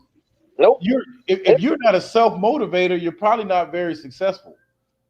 You know what I'm saying? So you hear a lot of people say, like you just said, the kids motivated him. But you should already be motivated well before them kids got there. That's the mistake a lot of us make. We have kids and now we're motivated to do this and do that. But that's the thing. They use that as a motivation factor. Hey, I got a family now. I need to step up as a man. Right. Yeah, I always wanted money. Because I see people living life, they got motorcycles, Porsches. I want a Porsche. I want a motorcycle. with 2-step kids and this and that. I knew I had a car seat of the Porsche, bro. right about that. But it's just everyone. I always had a different mindset, though. I always knew I want to be successful. I just want to have money. I never knew why I wanted money, but I said I wanted money. I want to go to Disney World when I wanted to. I want to go here. I want to do all these things. I wanted an Acura. I bought when I was in high school, man. There was an Acura TL, 2008. I saved up 2 summers and worked overtime to buy that car. And when I bought it, it broke down on me. I was hurt because it was expensive to fix. But driving with those leather seats, the window top, I was like, I want to live like this forever. And whatever I have to do to make that money so I can live like this, that's what I'm gonna do. And you're smart by doing it, because once you start making the money, the women gonna come. You ain't got to worry about that. Like, that's why you see these men, and we look at Donald Trump, not to get political, but there's no reason he should have the wife he has now, other than he got a bunch of money. Like, let's just be real about the situation, man. You know what I'm saying? So yeah, that's right. You know, so since you making them, they gonna come. It's the brothers that think it's the opposite. Like, I got to get the family and get all this stuff, and then I'm gonna be successful. But it's so much harder trying to do those things. Yeah, when you got children and you got. It's also about mentality as well. And one thing again, I grew up in Miami, so a girl I dated in college started dating Tyler Hero. So it's one of those things. It's like, wait, who she started dating? Who? Tyler Hero. Tyler Hero was messing with my girl, man. I was hurt. But it's crazy because you grow up in Miami. You're like, man, I gotta get bread, and I know peanut. Yeah, Miami, one of them places, man. It's tough, bro. It's tough. You don't have no. Listen, girls are sugar daddy. They got dudes paying for their college. I'm over here taking a bus to school. I got a beat up Nissan 1997 Nissan Sentra with no AC with a kill switch. I'm driving to school. I'm working this stuff. It's literally this, man. And these girls, they getting picked up by dudes in G-Wagons. You're like, what the hell? And you start feeling the way. So when some dudes, if they find out one who's pretty, because again, I know a whole bunch of fine ass Cubans in Hialeah.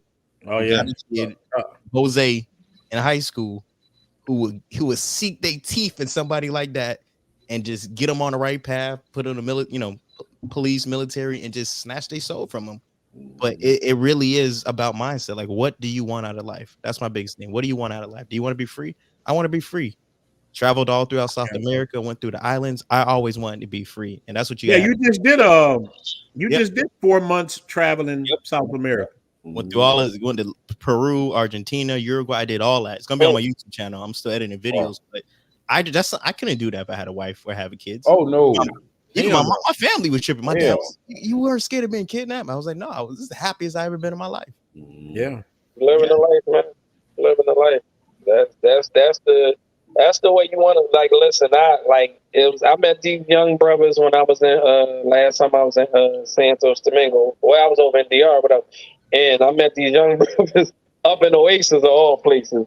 But they was all from the age of 23. I know it's from the age of 24 to 27.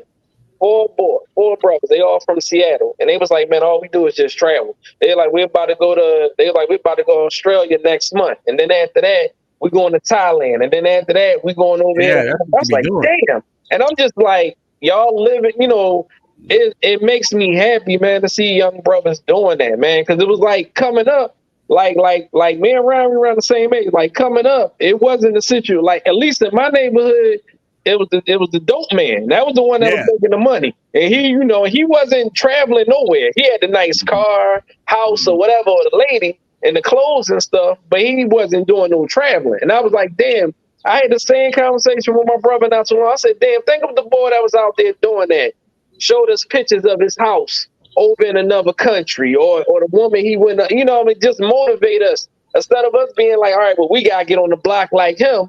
Even if we had that mentality, we've been like, damn, well, we gonna get on there, but then we getting out of here just like he is, and go get us the crib over in another country, and go get us this woman, and it's like it's crazy. So anytime I see there's a lot of young brothers I see on these platforms that's like they just be out traveling on the regular, and it made me so proud, man, because it's like, I almost live vicariously through that because I want to do it, but I know being older, I can still do it, but it's a lot different. Like he said, he ain't trying to lock down with nobody, whatever. I know me, I'm going to hit some country, a woman I'm going to be feeling, I'm like, yeah, I'm ready to settle down. I ain't doing no more. Man, my knees hurt.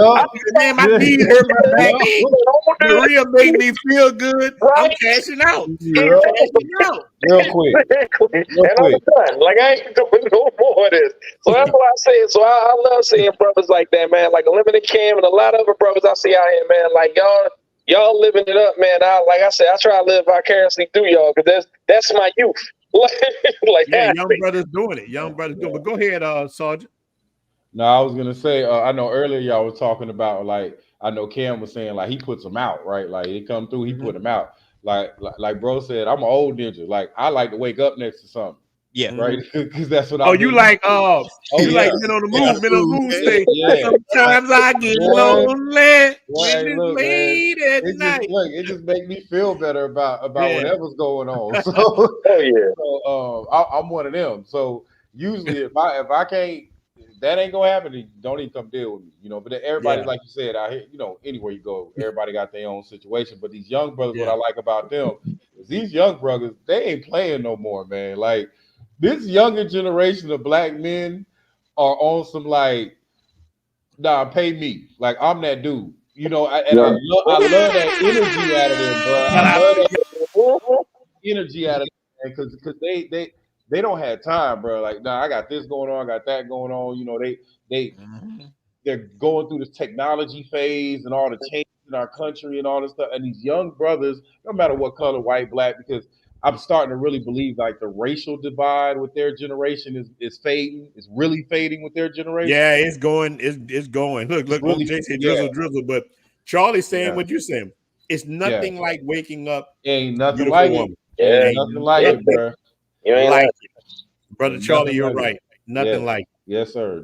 Ain't nothing like waking up in the morning, clap some good cheeks, boy. Nothing like that morning clap. And then she gonna go make you some cafe. She gonna make me some plantains, mommy. Yeah, plantains, mommy. Look, I'm gonna give you the leche. Go get the plantains. Yeah.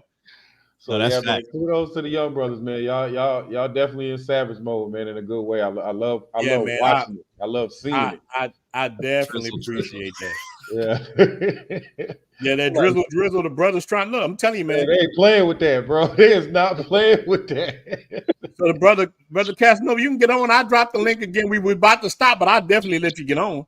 You want to get on? Look, I dropped the link right here. I'll let you get on before we get off, big dog. You can jump on here.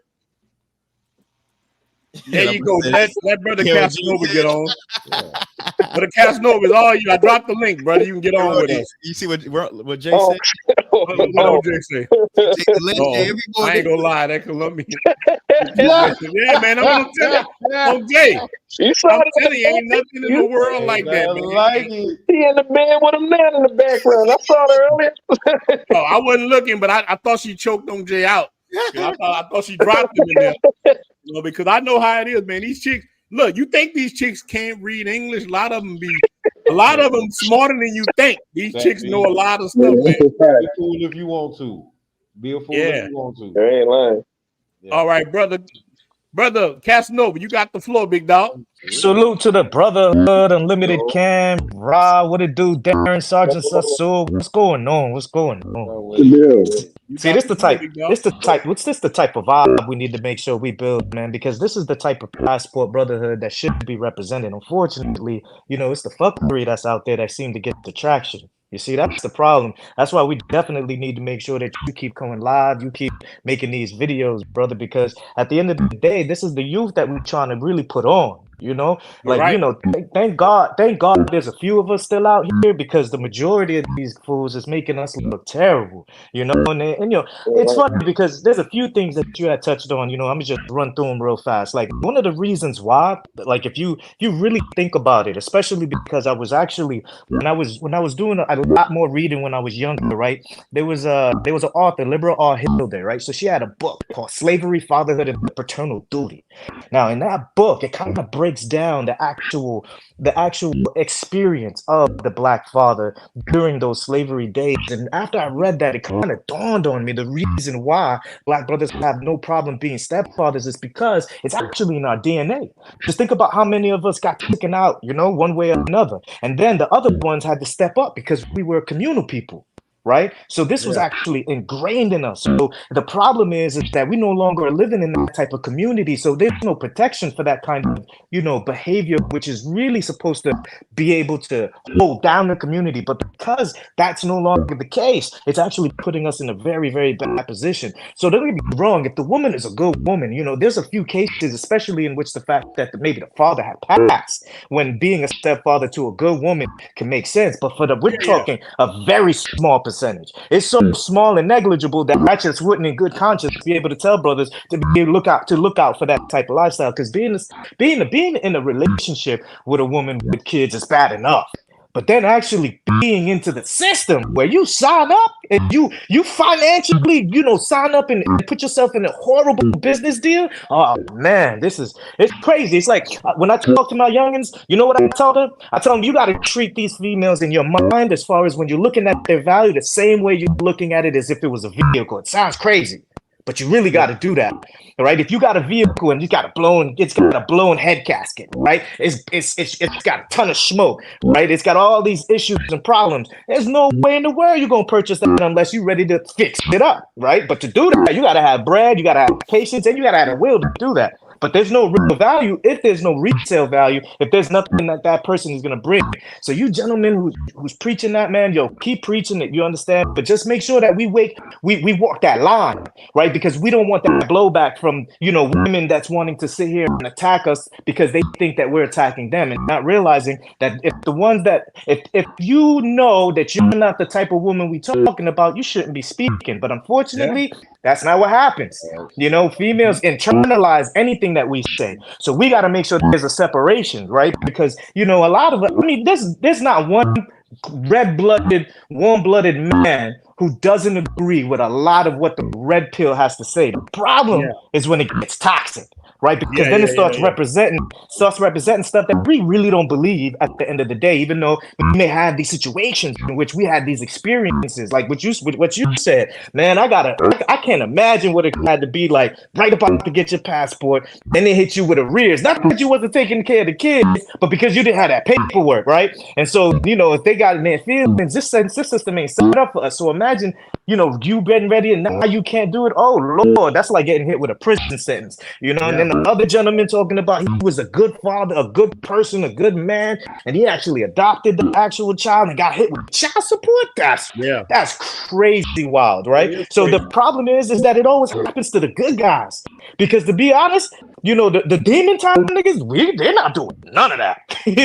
So they never get caught up in that system because they don't actually care like that. So it's always the good ones. It's always the guys that got a good heart. It's always the guys that are actually doing the things that they were taught was supposed to be manhood. And to be honest, it seems like we got taught, we got lied to. That's what it feels like. It feels like we got lied to because we got taught to be a certain way for a life and a system and a society that no longer exists. That's the problem. That's real. But you dropping the game. That's real talk that you're talking. I mean, shout out, man. That's real. You need to make that brother's speech a short and put it on your page. That was nice. No, but he's saying a little thing. But the sound messing up a little bit. You got to fix the audio. You sound messing up a little bit, but man, that's real stuff that you talking, man. We got lied to. That's the truth. For sure. How about now? How's the sounding now, gentlemen? Yeah, you sound really good. Yeah, you sound better now. But man, you're talking the real, man. A lot of guys, we were lied to, and now you got to deal with the reality. Absolutely. So this is the one thing that passport does, right? It's almost like it gives us a superpower. You feel me? And that's why we love it, because it gives us almost an ability to level up without actually having to change who we are. Just the idea of being able to go into a place in which you're dealing with people who are dealing with real life allows us to be able to deal with people who are dealing no longer in delusion. You see, because that problem is in these first worlds is that social services. That's the biggest issue. right? Yeah. Like nobody would mind child support if the child support was treated like WIC or like EBT, where it was only utilized for the child. It can only be used in children's clothing stores or in food clothing. Oh man, I'm with you. I'm with Right? you We would already. not have that issue, right? So we know it's a scam. So that's why we're trying to teach to these young brothers that, yo, I know it may feel like it's the best thing to do, but let me be clear. The last thing you want to do is have a child with somebody that you ain't 100,000% sure on. The last thing you want to do is tie yourself down into a situation in which you don't have any value coming in. The one thing you want to do for sure is the moment you turn 18 is get that passport. That's the number one thing you want to do, because when you leave, what happens is you are dealing with people where there is no social services. So they have to deal with you on the level of reality, right? So that's where that value really comes in. That's where we really get to level up, because it's no longer like in the past, it wasn't just about looks. If a gentleman was actually a good person, that would bring so much value, so much attraction to that guy, simply because of the fact that there wasn't social services like that before. So they actually had a real value. But now, because you get the basic minimum just for being a female and having a child, and it's actually designed where you can only get those benefits is if you ring that dude through the ringer. Like you cannot get it unless you put that dude on paper. Like that's the wildest part about the situation. So at the end of the day, you cannot put yourself in the wrong mindset of thinking that a first world woman is the way path. I personally enjoy first world women, but let me be clear, that's because I have the income to do so. Right, so this is not the reality for most guys. Making over 300,000-400,000 will put you in a different space. So they behave different, but that does not blind me from their reality of how they really will and how they would be if I didn't have that money. So this is the issue, and this is the problem. You had that money, you I don't care. Trouble. Listen, I'd be able to attract them, but it's still not going. It's going to be a Tyrone situation. You know what I'm saying? Just because I'm laying it down, but the respect won't be there. You feel me? Like at the end of the day, they still gonna show their ass. They still gonna behave in a manner that's not fit, feminine, or friendly. We see what it is. This isn't something. This is an epidemic. That's why with these black spaces, brothers, man, this is the one thing that we got to do. You know me. If you know Casanova, you know I will roast the hell out of a fraud. But the reality is, it's because they're not representing us. That's the reason why. If you ever see me in the chat roasting, or you ever see me on panel roasting people, it's because they're not representing us, and they can't be our representatives. That's the biggest thing. I respect that. I respect. It is the truth. It's the truth, brother. Like if you see we in these spaces, we passing that good information. We trying to put the young brothers on. You understand? And here's what the greatest thing is. I say you got to hit the Trinity, right? If you get as soon as you turn 18, I believe the rite of passage, the same way they used to, in African culture that we used to be, you had to go fight a lion before you was a man, before you was considered a man. I believe we got to make sure that they go visit the Trinity. They go visit, the Dominican Republic, Colombia, and one of the Asian countries, whether it's Thailand, whether it's the Philippines. This way, they kind of get an idea of what it is with females and the way they should behave. Then, if they want to come back and find themselves a first world woman, then they have that barometer. They have that understanding. Because right now, woo, Lord, I'm so glad I don't got to choose in this pool. Because these boys, bro, Jesus. Yeah, this pool ain't really hitting, man. It's toxic. It's toxic. Man, this pool is bad. This pool here, man. Oh man, look, man. Look. I make brothers laugh, man. Some of the last women I dated in the States, one of them had baby legs. One of the chicks wanted to cheek clap me. Told me her and her husband used to be. She had a strap. She had a strap. Oh no. She had a strap on her her ex-husband. I'm like, oh hell no. So I have met some weirdos, man. But look, the baby leg lady was the worst. I'm telling you, man. She come to Mike Anderson in Louisiana, but look, she had a blanket over her legs. I didn't know this mofo had liberty legs, and she come there. I don't know if y'all ever saw Don't Be a Minister to South Central by drinking your juice. My God. This chick had, look, she was pretty. The chick was pretty. I give it to her. She was pretty, but she had a home health care lady roll up to the table. Man, I thought I was on MTV Punks. I'm looking around like, what the hell? I go to the bathroom. I'm asking people, hey, man, they got a camera team here to do. Like, what are you talking about? But that stuff was real. And I met her on the dating site. Bro, when I saw those little legs dangling under that blanket, man, It took everything in me. I started laughing. Even the home health care lady was laughing. I couldn't do it, man. So this is how dating is in the U.S. No, look, I done met some solid chicks in the U.S. too, but they were on some feminist stuff, man. You know, I got Corvettes and all that. Man, it's easy to date. You know, all y'all know when you got a couple dollars, you could date women. Easy to date. I want to be happy. Being happy. That's the difference. Yeah, that's the difference, man. But look, man, we gonna stop this stream, man, because I gotta go somewhere. This has been a fun stream. So look, I'm gonna go back around, starting with Unlimited Cam.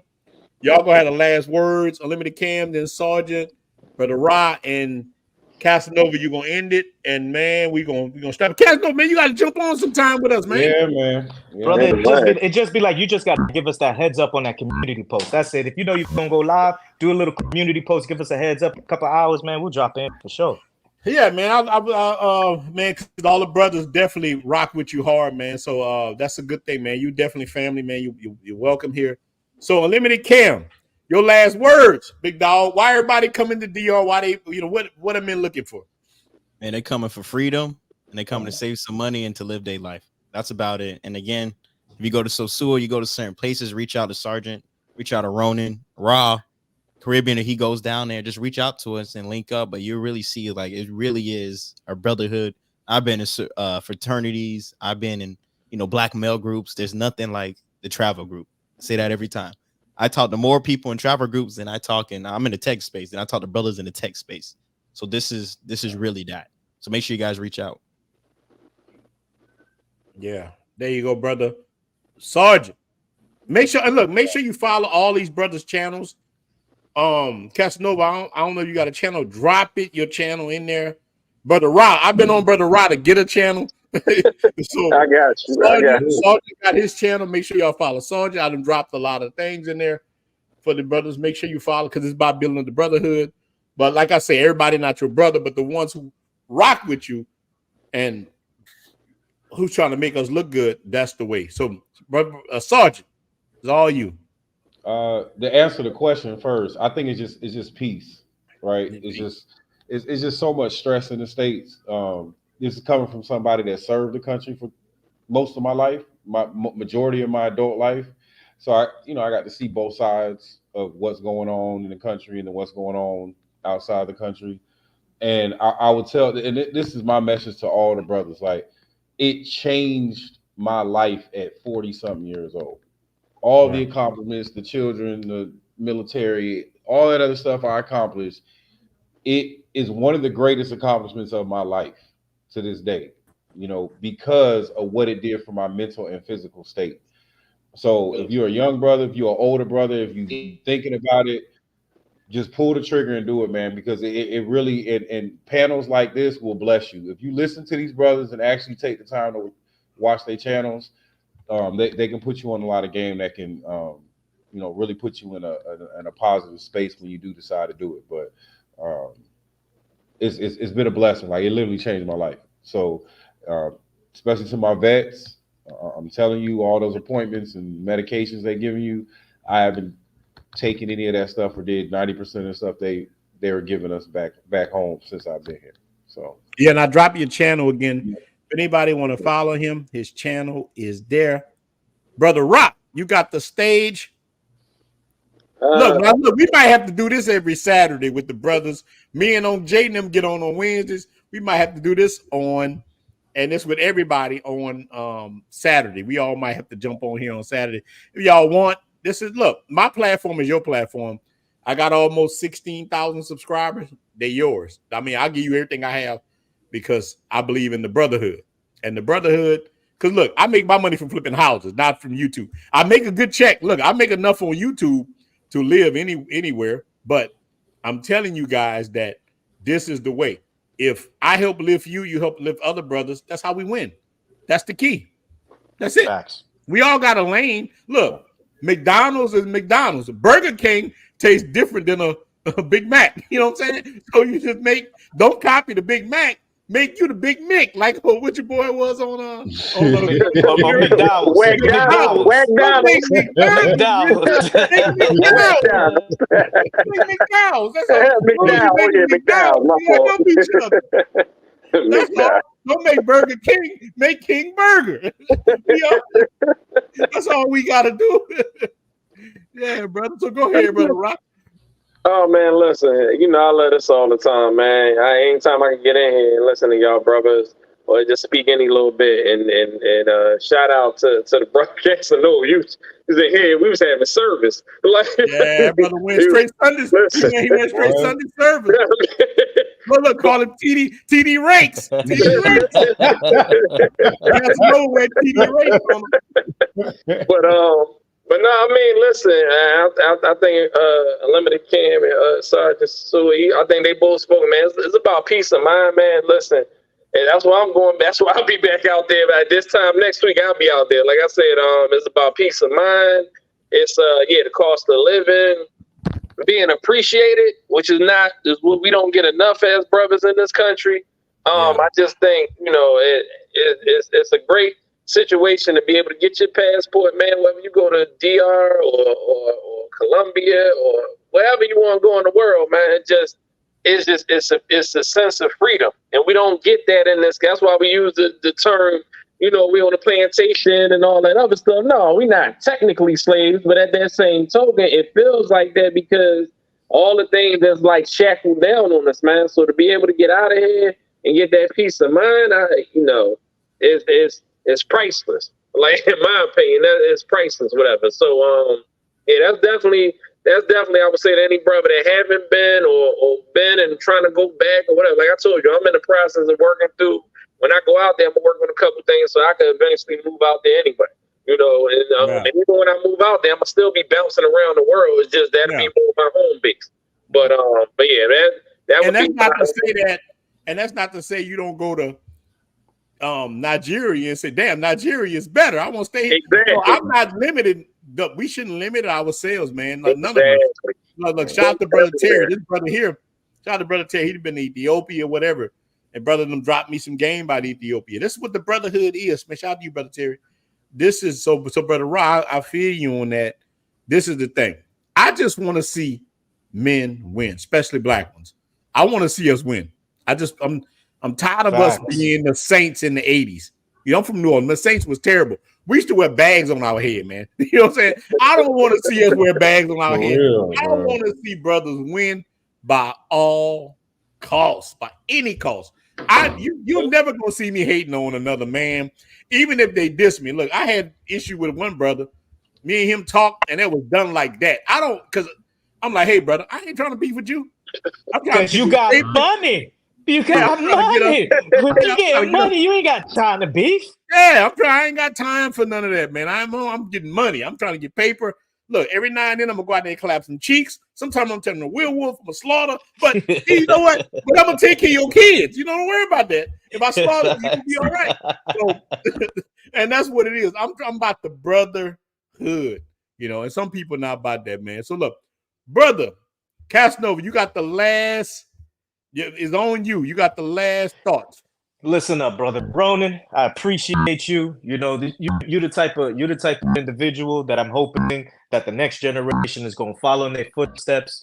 Because I'm also a real estate broker in 3 different states, so you already know we're on the same type of time. You understand? I really respect like Ultimate Can, Sergeant Sosua, Ra. Y'all seen the vision, but to give the understanding, since we're gonna close it out like this.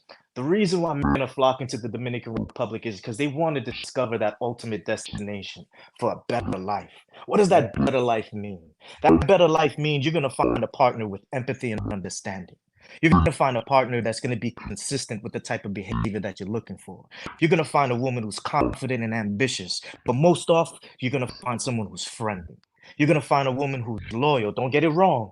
There's not everybody that's loyal, but at this point, you got to learn these characteristics. You got to be able to figure it out. But what it is you're going to find a lot more availability that has these characteristics. You're going to find women with great senses of humor. You're going to find women that even though they're in a third world country, they are full of intelligence. But most importantly, they have a sexy attractiveness, right? They're thoughtful. But the most important thing, if you're gonna rap it all, is that they're gonna respect you. Yeah, Just remember that's this, guys.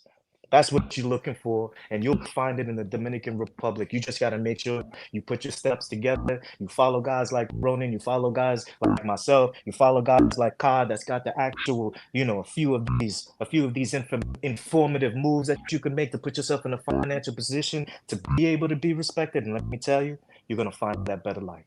Salute Oh to yeah, y'all. man, brother, you said it 100%. So look, Caribbean, drop your channel one more time before we get out.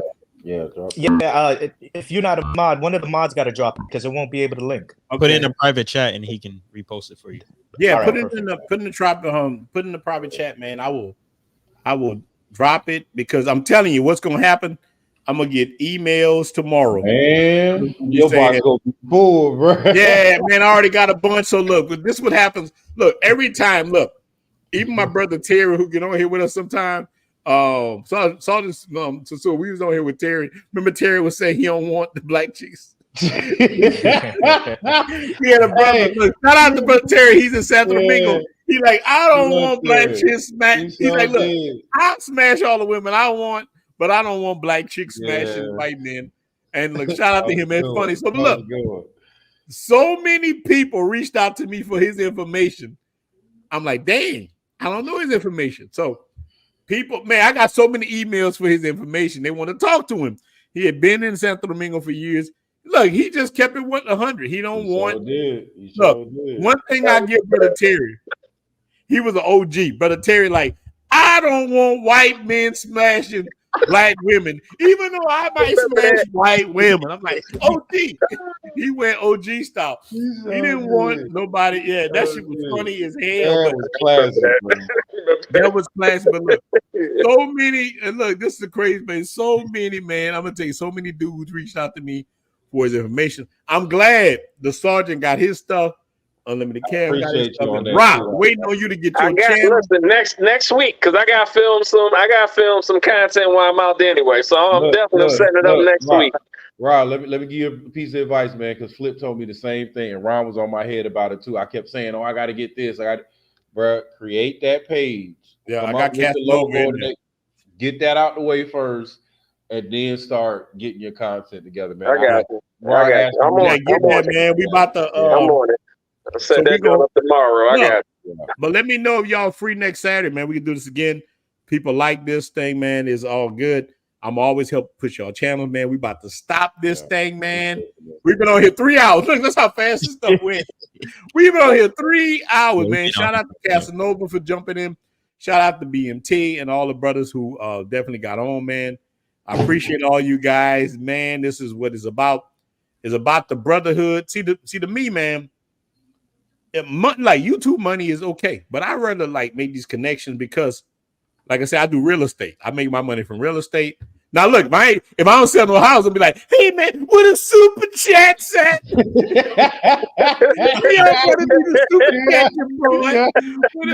ain't got no money. Look, please subscribe. I appreciate you too.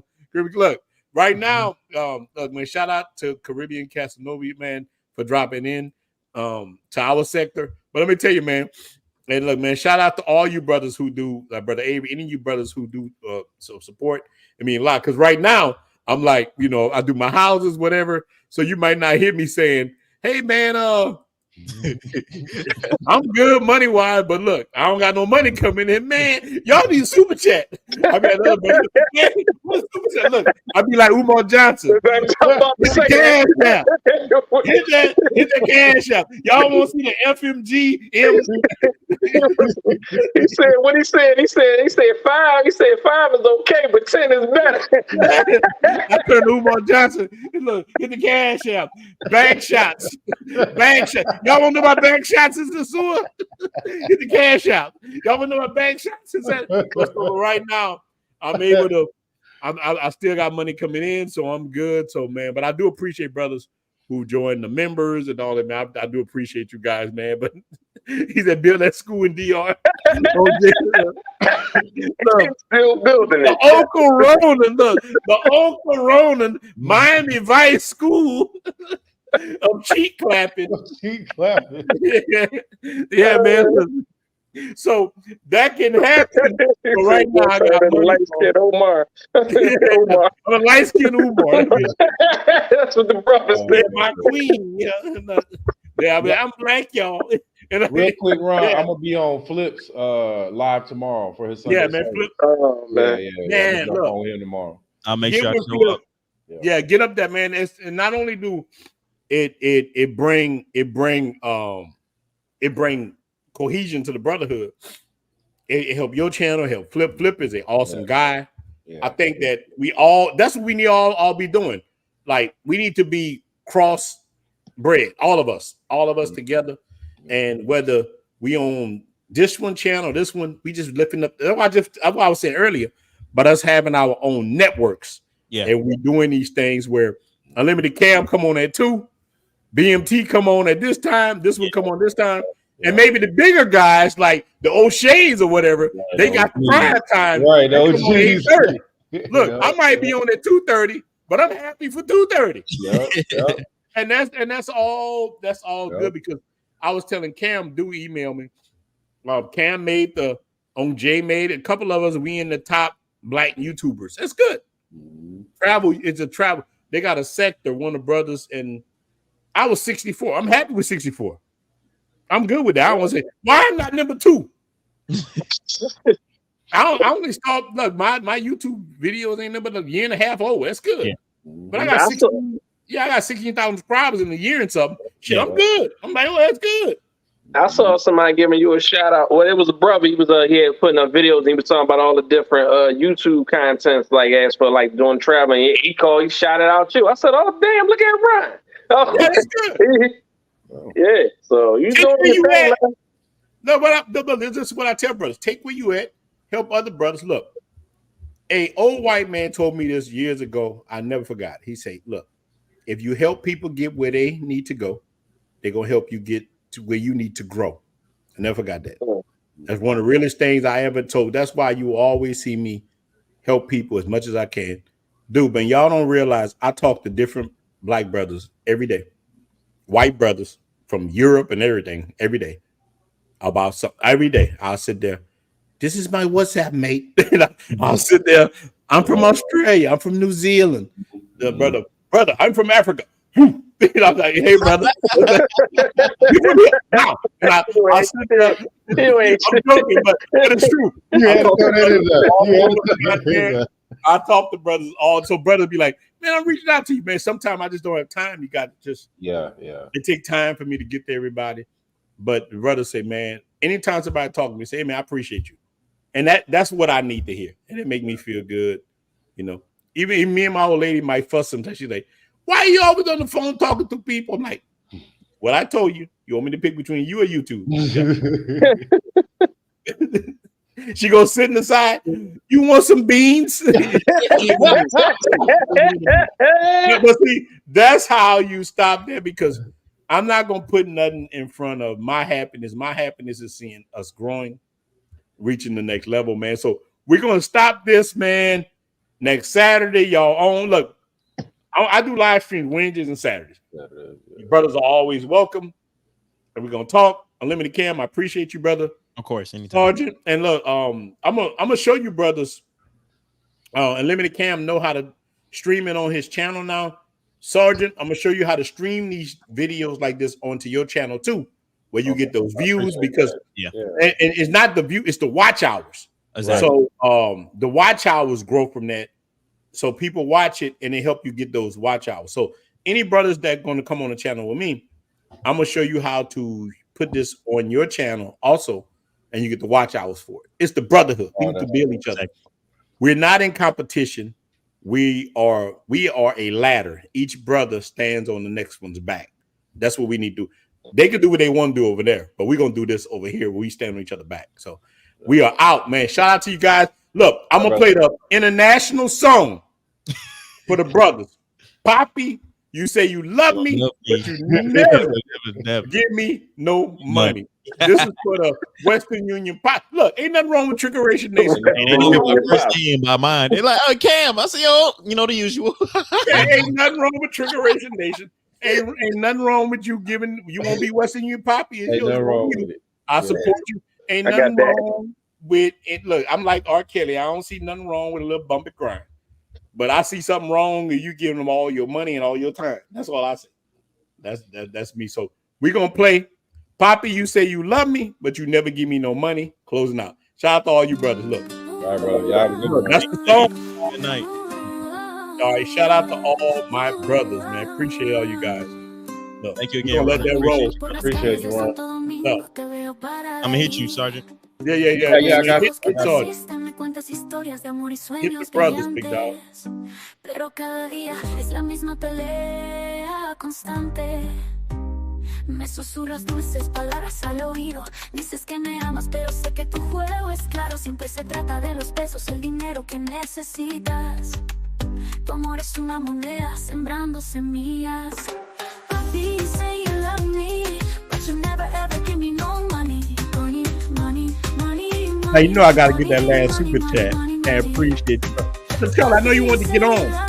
Listen, Wednesday or Saturday. Get with me, big dog. We can chop it up, man. So, send me your email, Brother Charlie, to RonintheTraveler@gmail.com. I got you, big dog. How we gonna do it? And me and you can do a show. It's all good. Tus manos en las mías, moviendo nuestros pies. Pero el momento se desvanece y tus ojos lo dicen. No es mi corazón, es el efectivo lo que quieres. Me susurras dulces palabras al oído. Dices que me amas, pero sé que tu juego es claro. Siempre se trata de los pesos, el dinero que necesitas. Tu amor es una moneda sembrando semillas.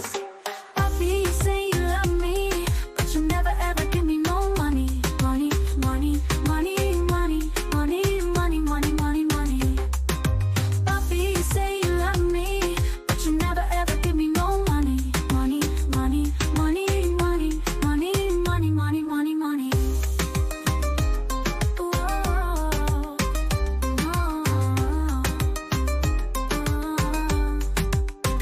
Te di mi corazón, mi alma, mi tiempo. Pero para ti el amor es solo un signo de pesos. Ahora veo a través del brillo y el encanto. No seré engañado, no caeré en tu trampa. Oh. Papi, you say you love me, but you never ever give me no money. Money, money, money, money, money, money, money, money, money, money, money, money. Papi, you say you love me, but you never ever give me no money. Money, money, money, money, money, money, money, money, money. Así que aquí está, Dios, me estoy alejando. No más juegos, no hay más que decir. Dices que me amas, pero es claro como el día. El amor sin dinero simplemente se desvanece.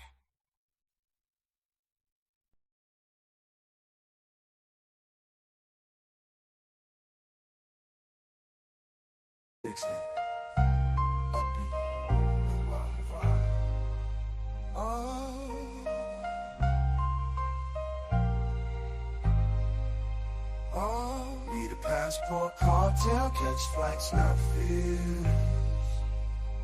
Globe trotting heavy in hills and wheels, living lavish, loving love, in exotic seas, sipping life with a side of dreams. Jet set, let that luxury is our norm. Stamping passport storms, we just reform. First class seats to lands unknown, making every time zone feel like home. Champagne popping, world shopping never stop. From Tokyo Towers to Parisian rooftop. Love, international, no borders, just hearts. Passport cartel playing all the parts. Dates under the stars, different each night. Eiffel views, northern lights so bright. Language of love, fluent in all. From whispers and vanish to Rome's nightfall. Hand in hand across sands and seas, with the world at our feet, life's a breeze. But don't mistake, beneath these stars we roam. A wolf in each of us, fierce and alone. Loyal to the pack, wherever we stride.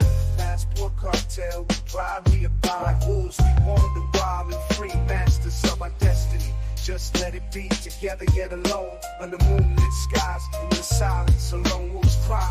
The thrill of chase in every place. With every new face, life we embrace and grace.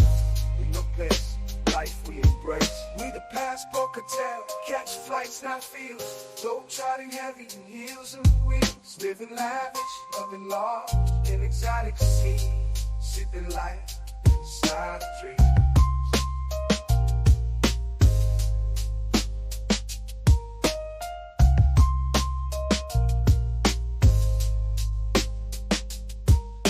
So here's to the nights where we live in love, with the stars above and the world to shove. Passport cartel, forever we fly, chasing horizons where our dreams.